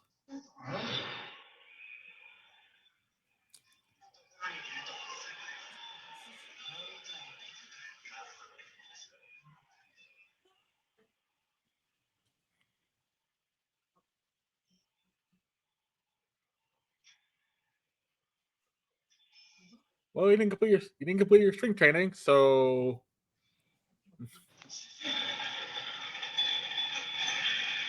there we go.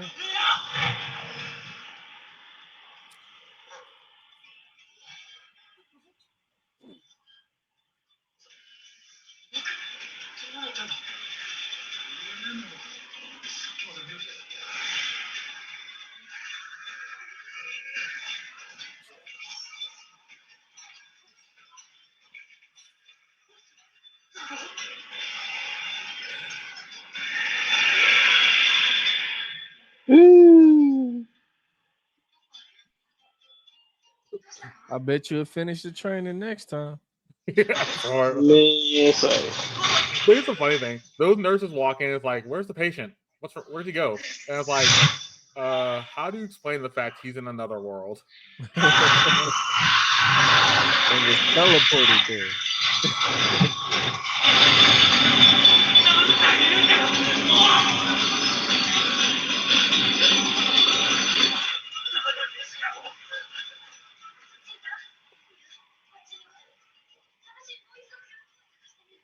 Well, no, he hasn't left the hospital. 4 hours. I don't know if I could be running for 4 hours straight from giant centipede like monsters.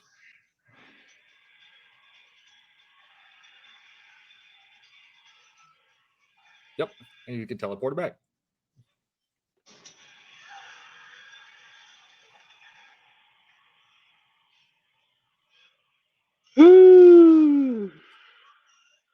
Penalty quest.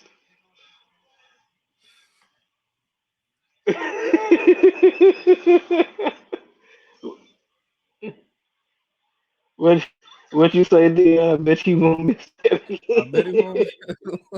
Bet he get his work done next time. Look. Up and getting dressed. Look.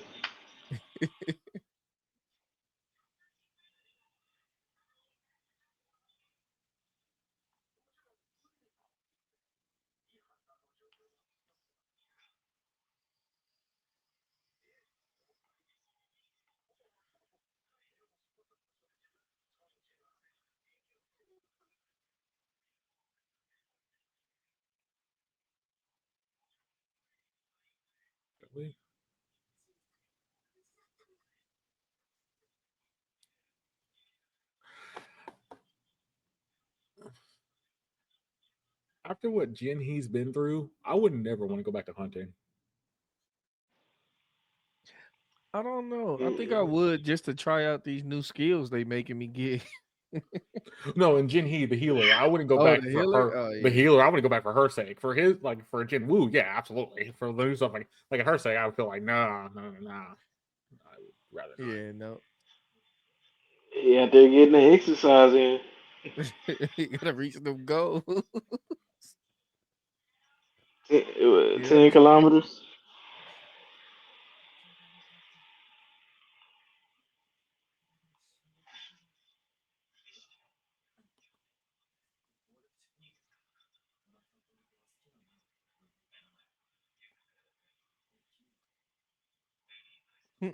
Recovery. Putting his strength up there, honey.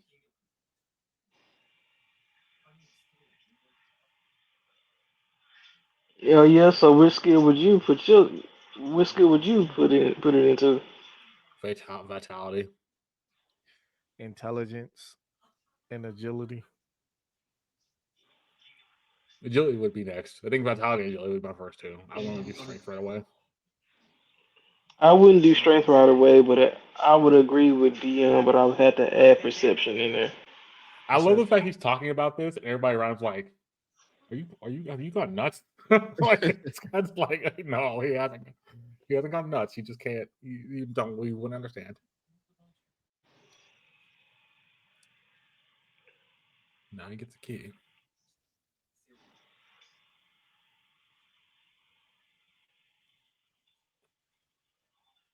Mm. He ain't traumatized.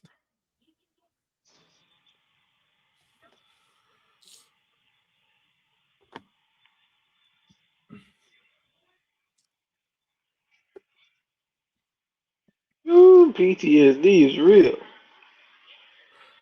I told Chris this, Dion, but it's funny how they report on gates like like it's the weather report or traffic.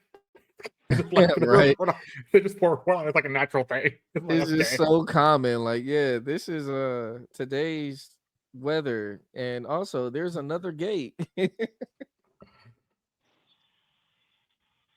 All the little blue ones are gay too. See.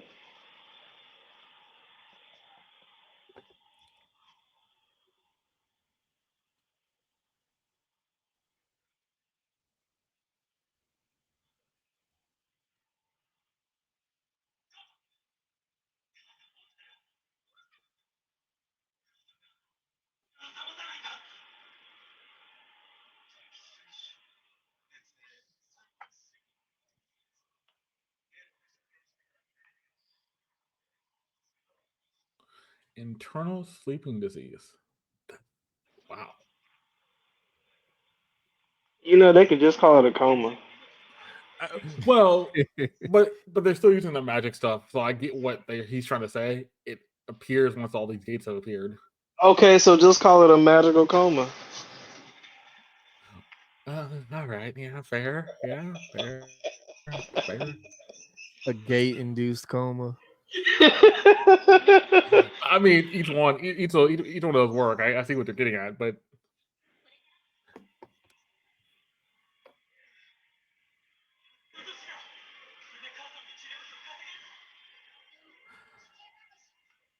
so this is a tease for later, and they do it. They did it when he does the sit-ups, and you see him like kind of ripped. Every time he does that daily challenge, he gets better looking. Basically, what is the tease? So that's what they're kind of getting at. Makes sense though. You get stronger and you start getting physically more fit, you know. Yeah, so it has Yeah. a purpose behind it. So it's actually kind of fun. It's just interesting that Oh,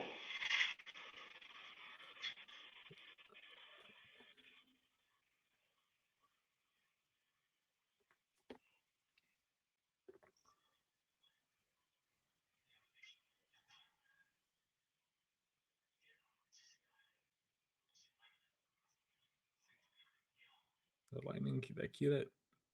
Well, yeah. And there's a door.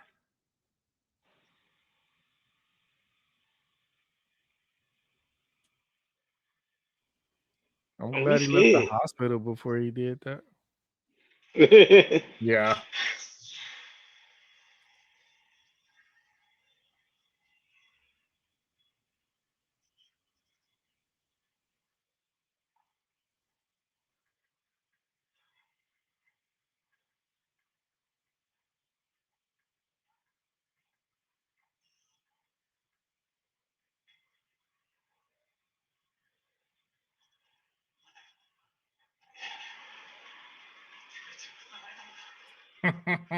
Yeah, only to you. Everybody else can still walk out normally. Yep. Which is For fine. all they know, they weren't even in the dungeon. Nope, they were just walking out of a train station.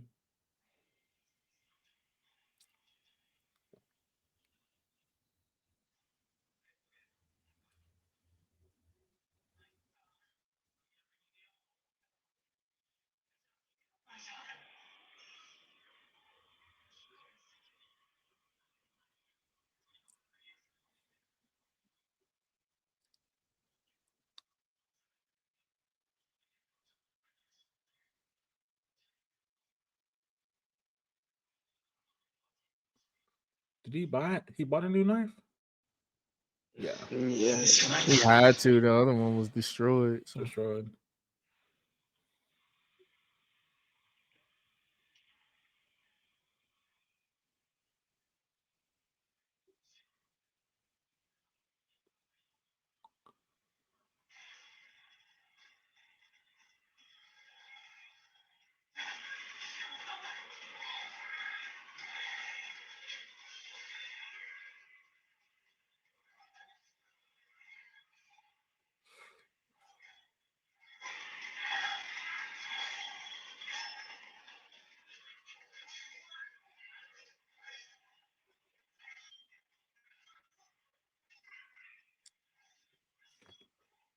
Man, you gonna fight back or you gonna let them keep coming at you? Yeah, he starts off defensive here, and he figures it out once he That loses knife his must be backpack. of way better quality. Wait, what'd you say? The knife must be of way better quality. Oh yeah, it He's absolutely, holding his absolutely. own against three, Yep. and that one broke it and stabbed him.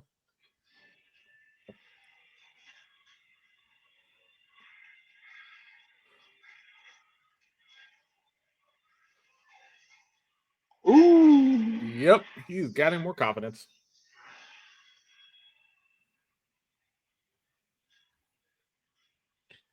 Nice doggy.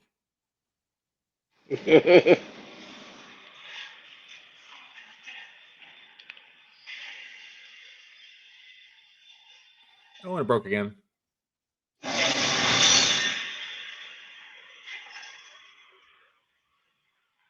I mean, with metal jaws, it's kind of A steel fanged wolf. still fighting like it.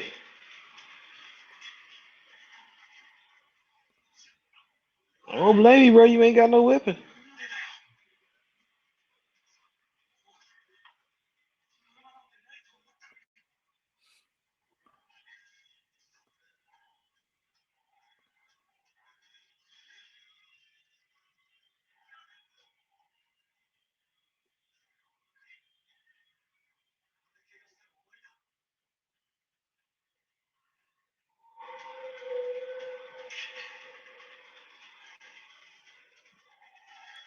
So I officially hate these times on this anime. The times. Yes, this Well, is too short of an anime. oh, like it's not. Yeah, it's only 30 minutes, 25 minutes. I think what we're at 23. Okay. Yeah, this is way. Um. So let's get in this episode 3 of Soul 11. It's like a game. So basically, we get a flashback to seeing what happens at the end, where Jin Woo gets hurt, gets stabbed, gets cut in half with a sword. He thinks it's a dream. He wakes up and he's in the hospital. He wakes from that. He says, I'm alive. My leg ain't off and my hand's fine, all this kind of stuff. Then we kind of get the thing where we see two men walk in the room. These two men are um, from the Hunter Association. They say that we need to check something because you were one of the few people alive, one of 6. And surprisingly, you should be not alive, but we want to see if your power is getting better. And they check his power with this magical stone. And he puts his hand over the magical stone, and the magical stone kind of gives you the fact that if the guy, the blonde hair goes, he might be an S rank hunter, he might have a second awakening, all this kind of stuff. And they mentioned the second awakening is basically after a certain point, you can have a second awakening and you gain more power from that awakening. You might gain 1 or 2 levels from like a D to a C, or a C to or B, something like that. But then he puts his hand over the thing, and he basically still he's at 10 power, and the guy's like, both the guys are like, huh, okay, not what I thought. And he says, we apologize, we're sorry, we not what we expected, and they just leave. If you have anything else we need to know about, contact us. And then they walk off, and you see them walk on. And they said, and the purple hair guy goes, well, it's funny for an E-rank carrier, he should at least be 70, but he's 10. He's almost like a normal human. So I'm ending right there.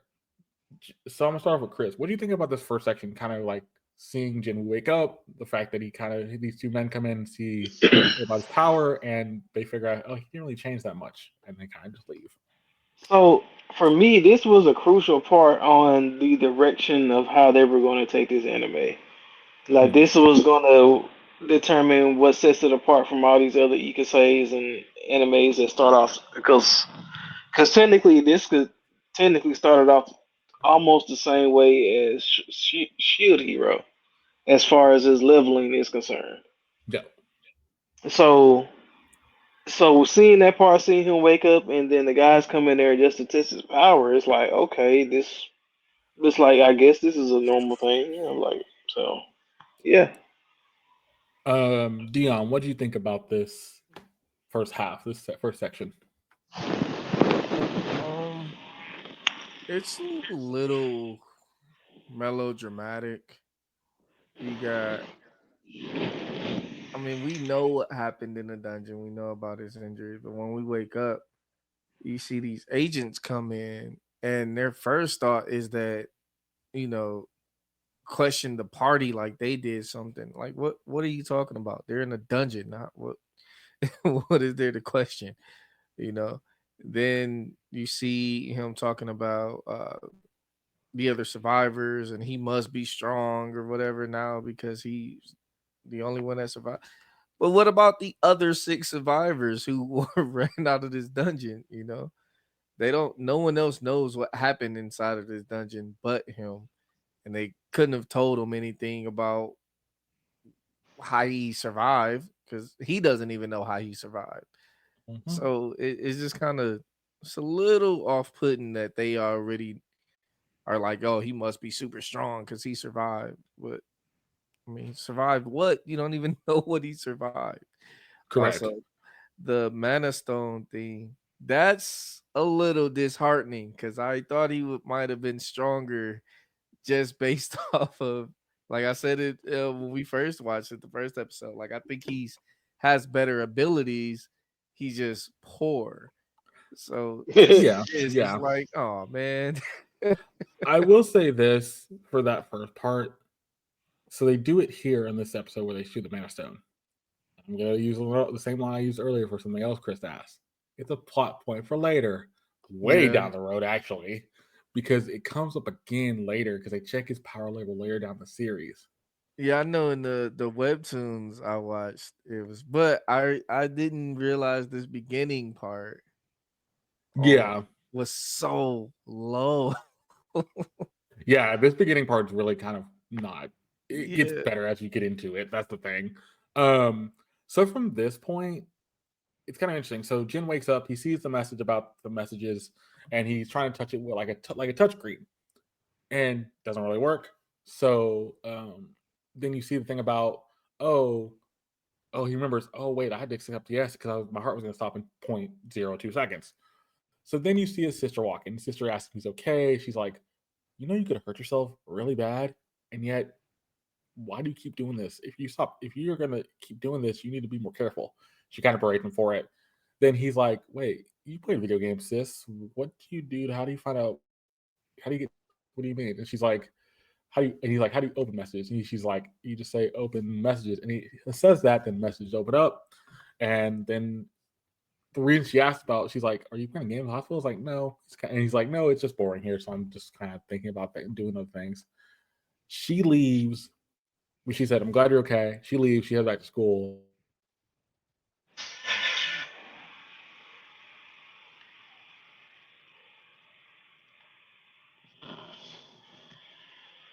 Hello, Is it just me? Or okay.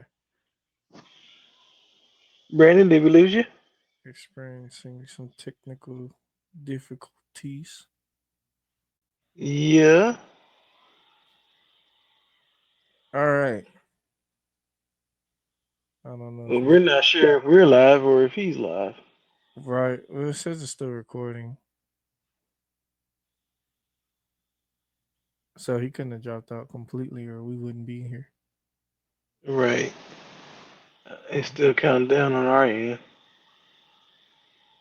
Yeah.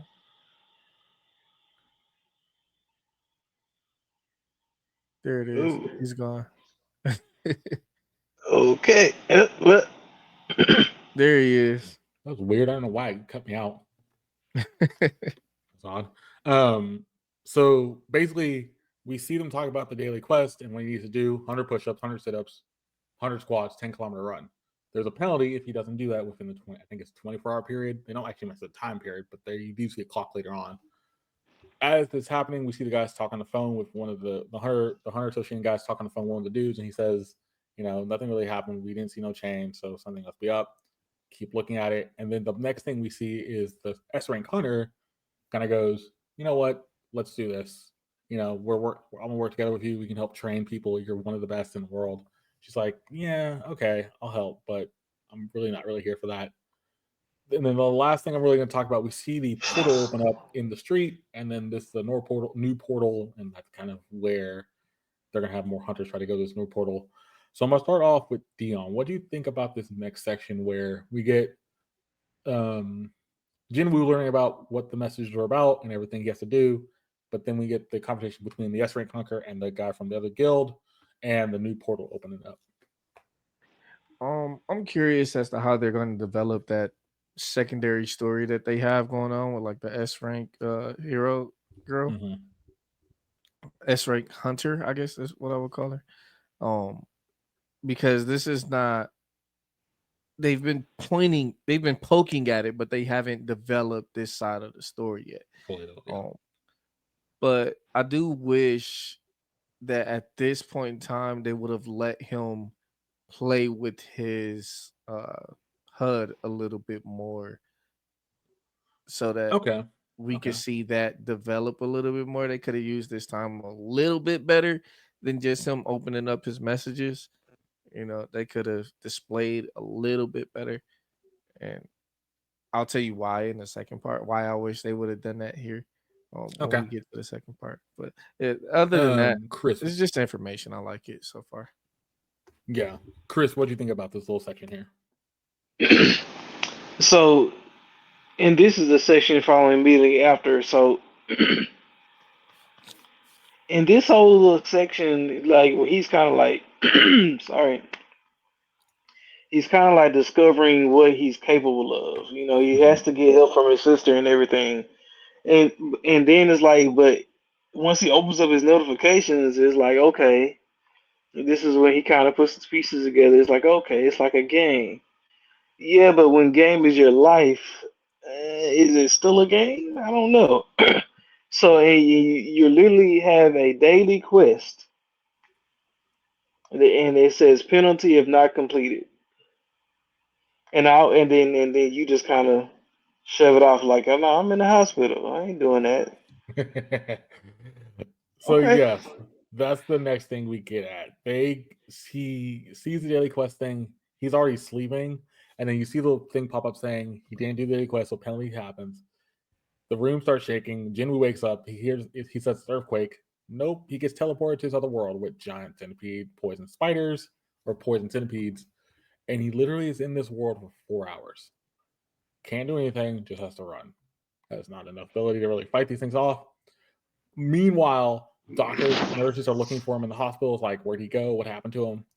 They show that time elapsed where it's been about 2 hours, and then we cut back to it. And then the last time we see him, we see about like 5 seconds left. So he keeps running.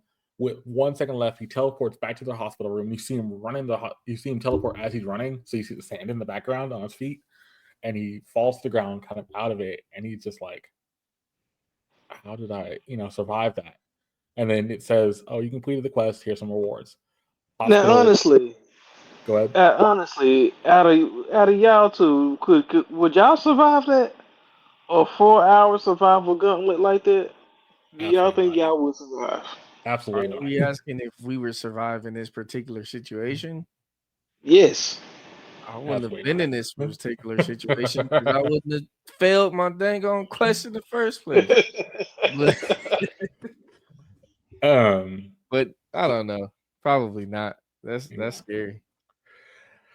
So what y'all think about this little section? I'm gonna start off with Dion for this. What do you think about the fact that we see the sand world, the centipedes, and then he blows it off the first time? He's after he blows off the daily quest, he has that whole thing to deal with. Then once he comes back, he gets the rewards, but he's out of it, basically. I love this. I love this particular part because we instantly see the consequences are real. We get to see that this particular part of his I'm gonna call it a HUD because I don't really have too much else to call it based off Mhm. video games. It's a HUD. But we see that it has a full control impact on his life. This puts a real imprint on the character that we're going to get in Jinwoo. Because it's like he's like, oh, whatever, it doesn't matter. And we see it truly does matter. This thing truly does matter for him to either use, ignore, whatever. But it shows validation on it. Chris, what do you think about this section here? Bro, see, this is why I asked the question because I know I wouldn't survive that. But low key, it would be a heck of an exercise program. Yeah. Like, if I could sign up for that as a video game where with no actual killing me at the end, that bro, I would be, bro. Whoo, y'all wouldn't know the difference in the I show up in the next few months. You know what I'm saying? But that's the kind of stuff that like you said, like, bro, this is your life now. Just You go have down the street in things. the hood and get chased by a couple pit bulls. I'm sure it'll be the same experience. You know what I'm saying? And actually, it's funny. It technically is a penalty, but he still got rewards out of her passing it. So it doesn't really matter if you get to that penalty because he can keep running and get penalty rewards out of it, or he, like Chris said, it's more exercise anyway than just doing It's daily like quest stuff. you don't want to exercise on your own. I'm going to Force you put to a do it. fire under you and make you do it. Yeah. So then the back half of this episode, we start off with Jinwoo getting up, putting on some clothes, talking to his sister. Then we see a conversation with Jinhee getting a phone call from this hunter guild that the new gate that opened up, they asked her to be a part of it. She says she apologizes. I really can't be a part of it. Then Jinhee hears about Jinwoo waking up. She goes to the hospital. But when she gets to Jinwoo, the nurses that are looking out the window because Jinwoo's running and doing all his daily quest stuff, and they're like, I'm surprised he's running around. He shouldn't be. Hunters are built differently, but this man was in a dangerous thing. I'm surprised he's even moving. So then we see that Jin Woo finishes out his daily quest stuff. He does everything. He gets full recovery and a couple other things. He puts most of his abilities in strength for the most part. As he's doing this, he's talking about it, and people are kind of looking at him like, what are you on? What are you on right now? You're kind of weird. Then after this point, he kind of keeps training, keeps getting better. Then after he does more training, he gets a key from a little like gift box, and that key opens up an instant dungeon for him to use later. That key, when he finally gets a chance to use that key, he goes to where this dungeon is. This dungeon is actually in like this train station. He walks to the train station, use the key to open the dungeon. He walks in, but he's like, wait, the dungeon's closing behind me. Why is it closing behind me? And he can't leave because you have to beat the boss or escape. But then after he walks in there, he sees a lady walk out. So it acts like a dungeon for him, but everybody else still acts like a normal train station. As he gets further down, he sees three goblins. Three goblins come out. He tries to fend them off with the little knife he has, blocking the attacks, doing things where you can just keep them away. Finally, he takes one of the goblins down, takes the other down by stepping through the head. The last one he just slashes in half. And then he sees this wolf thing with some kind of metal thing on his chin. We don't really see the metal thing right away, but his knife breaks. Knife breaks. After the knife breaks, he can't really move. He kind of stuck there. The wolf comes at him once again, scratches him on the face. He basically says, "I don't have a healer. I'm gonna end up not living here, and either close to death again." And that's how the episode ends. So, Chris, what do you think about this back half, and what do you think about how this ended?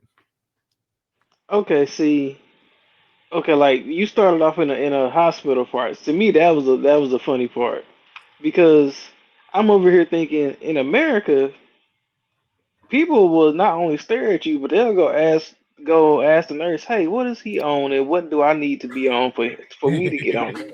Get on that, yeah.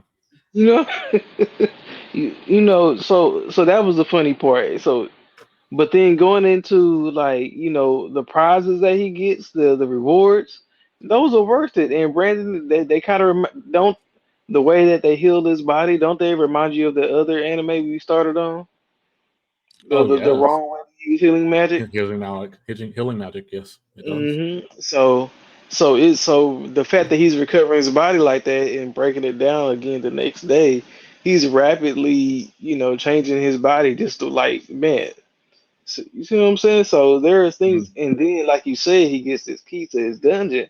I feel like that was the way for the game master or whatever that tells him like, okay, this is your next part of your training. I gave you this key. Now go train. Yep. And then Um, he gets in here, and then yeah, that's the. Did Did you go over the fights? I did. I did go through the fights. So I went through the fights as Bro, well. So what did you think?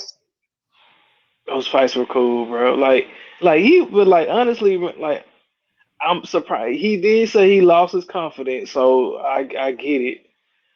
But if I feel like if it was me, I probably would have went in there just swinging. Like y'all coming at me the way I feel. Oh no. Yeah, So. yeah. Dion, what do you think about this last half? So when he gets, well, starts moving around the hospital to working out, doing all the stuff he needs to do, the Jin He conversation, and even when he gets to the dungeon and starts doing the fights and stuff. See, this is where I'm like, I wish he would have spent more time studying his HUD in the beginning because Okay. now we see him using powers that we don't never knew he had. Able to navigate this system and use this system 100%. He's already got stats put in. We as the viewers never get to see this system be used. Like we don't really know what it is. And I think they missed an opportunity there because this could have been a very good creative point to not necessarily humanize it, but make it be to the point where we're like, okay, I get this system. This is cool. Kind of like an SAO where you see them using their system. So it makes sense when they have to use it in the future. Now it's just kind of going to be like, oh, well, yeah, he can do that. Of course he can because he has the system, but we never get to see why or how. Like in this fight, you see him get hurt. And let me say this first. I love the fact that they fought him against goblins again because you kind of get to see that little redemption between these Mm-hmm, goblins and that first goblin that took him out. mm-hmm, mm-hmm. But when, against the wolf, you see him get hurt, and it's like, well, he just used recovery magic 2 clicks ago. Why can't he do it again now? We Okay. don't know why. We don't see that reasoning why. Mm-hmm. So I would have liked to see that a little bit more. But Okay. this was a pretty good ending to this episode. I'm not mad at it at all. Okay. I remember a couple things before I asked for your ratings. You brought up the thing, and you kept saying this word, Dion, system. That's a plot point for later. That's gonna be a plot point for later because you're gonna hear it. I think I don't know next episode or the next couple episodes, but you'll hear it eventually. Um, the other thing, I do agree with you. I like the fact they get a redemption for the goblins. That's a really interesting way to build that. He can beat goblins pretty easily. Now he has to deal with this wolf. I do agree with you on the HUD thing, but I think the HUD thing's also a plot point. We're going to see that later down the road because I think that's something they're going to really talk into. So those things are kind of being built in. Other than that, I think it was a good episode. So I'm gonna ask for this. So Chris, what would you give episode 3 of Soul Leveling as a rating? Okay, so this was a good episode, kind of a retrieve. I like the direction that they're taking it in because it is a completely different direction from any other games. Well, look at me, I said games. Any other shows that come from this type. And honestly, and it's like I agree with Dion with what he was saying, the system, and yeah, I can see why that would be a plot point. But I just know what if that were happening to me, being the computer person that I think that I am, I would say settings, system settings. You know what I'm saying? I want to see. I would try. I open up a whole encyclopedia dictionary just to see what See what's I going can on. do. You know what I'm saying? Like, can I tweak this? Like, you know what I'm saying? Yeah, and Yeah. that's why I was so like down that they didn't show that, because while he was laying in his bed, that's what he could have been doing right then, just going through everything. But we don't see that. Yeah, that's fair. So what you end up giving a rating for? What did you give it? I am give this episode an 8.8. Okay. Okay. All right. Dion, what would you give it a rating for Soul Leveling episode 3? I'm gonna say I'll give it like a 7, Okay. and I'll give it a 7 because the first half I would have to rank kind of low, Mm-hmm. but that back half of the episode kind of tied everything together, made more sense. Like if we started at 14 minutes, I would have been okay. Seems Okay. like the common trend for these animes that we're watching now.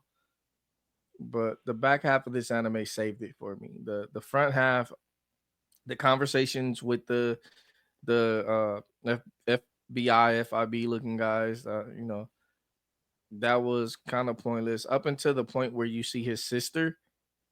I could have done without all of that. So it gets a little bit lower for me. But all in all, it was better than the first episode, so it's gonna get higher rate. Okay. So it's better than the first. Do you think this is better than the second then? No, Okay. not at all. That's Nowhere what I near thought. the second one. That's what I thought. Yeah. I have to agree with both of y'all. I think this episode is going to be around. I think for me, I'm going to say 7.5. I think I agree with Dion partially. I think the front half stuff with the two guys from the Hunters Bureau doesn't really make a lot of sense outside of the magical stone thing. So it's a plot point thing where he kind of talks about the fact he should be level 70, but he's barely level 10. Power level 10. He's barely a civilian. He's almost a civilian at that point. I think the conversation with Jin He, or Miss Hunter Lee as they call her, doesn't really need to be in here. Outside of the fact they mentioned that Jin Woo's doing fine, that would be that's the only reason. But they also show the fact that she's kind of still traumatized by what she saw. Yeah, I think that's the only reason, showing that trauma, that she's not going out with anybody else right now. Correct. She's not That going comes out. out. That comes up later again anyway. Yeah. And they do mention it, so we know that's going to be a plot point. Plot point. I like the HUD stuff. The HUD stuff is going to come up later, but I do agree. I would probably like Chris in that sense, where I would be doing more stuff with the HUD, try to figure out things. But at the same time, he just got it, so he doesn't know what he's trying to ask for.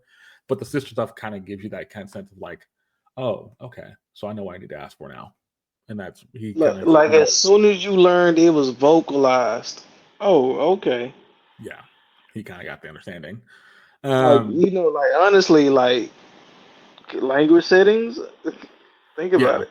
Yeah, so all that kind of stuff. I think the back half of the fights were cool. I think the goblin stuff is a redemption for what happened. First episode, the fact that the only thing I didn't really talk about in this episode, because they do mention it, where he went to that first party. We see the flashback for that, and that's why they didn't like him, because he was so weak. He didn't really do much. That's why he left. He was just wandering in that episode with that party at the end. I think it's gonna build up, and I think the build up's good. What I want to see from next episode, I want to see the rest of this dungeon, how he gets out of it, what that entails. Well, no. I'm looking forward to seeing what it comes out to when he goes into a dungeon with other party members again. That too. That too. I'm looking for the reunite. When he reunites with Jin Hee. Yeah, that's the other Jin- one. Yeah. Yeah, Jinhee. That would be the other one I wouldn't see. I think that's gonna be our next like section stuff. She kind of figures out what's going on. Yeah, meets them. We kind of see what's going on. But only good episode. I think it's building up. I will say, listening to the audiobook, it kind of this is where I'm kind of at right now. Yeah. And you kind of can tell they're doing a very good job of kind of telling that story. Well, there's small details that's been pulled out where they can't do them, but other than that, they're doing a really good job. Step in the right direction, definitely. Oh yeah. But that was episode 40 of the Anime Dojo. We'll be back next Tuesday to do episode 16 of Magic and Muscles and episode 4 of Solo Leveling. Also, along with some other anime news and things that we find throughout the week. This will be going up on Spotify pretty much right after it processes. Then, in this case, I will not have the YouTube version up until Monday because it's going to take a little bit because I'll be not around for that. I won't have time to put it up. So I'll go up Monday, and then the next episode will go up on Thursday like normal. So you'll have 2 episodes that next week for that. So Monday and Thursday. So other than that, I do thank you for watching. Hope you did enjoy, and hope you for next time. See you. Peace. Later, dudes.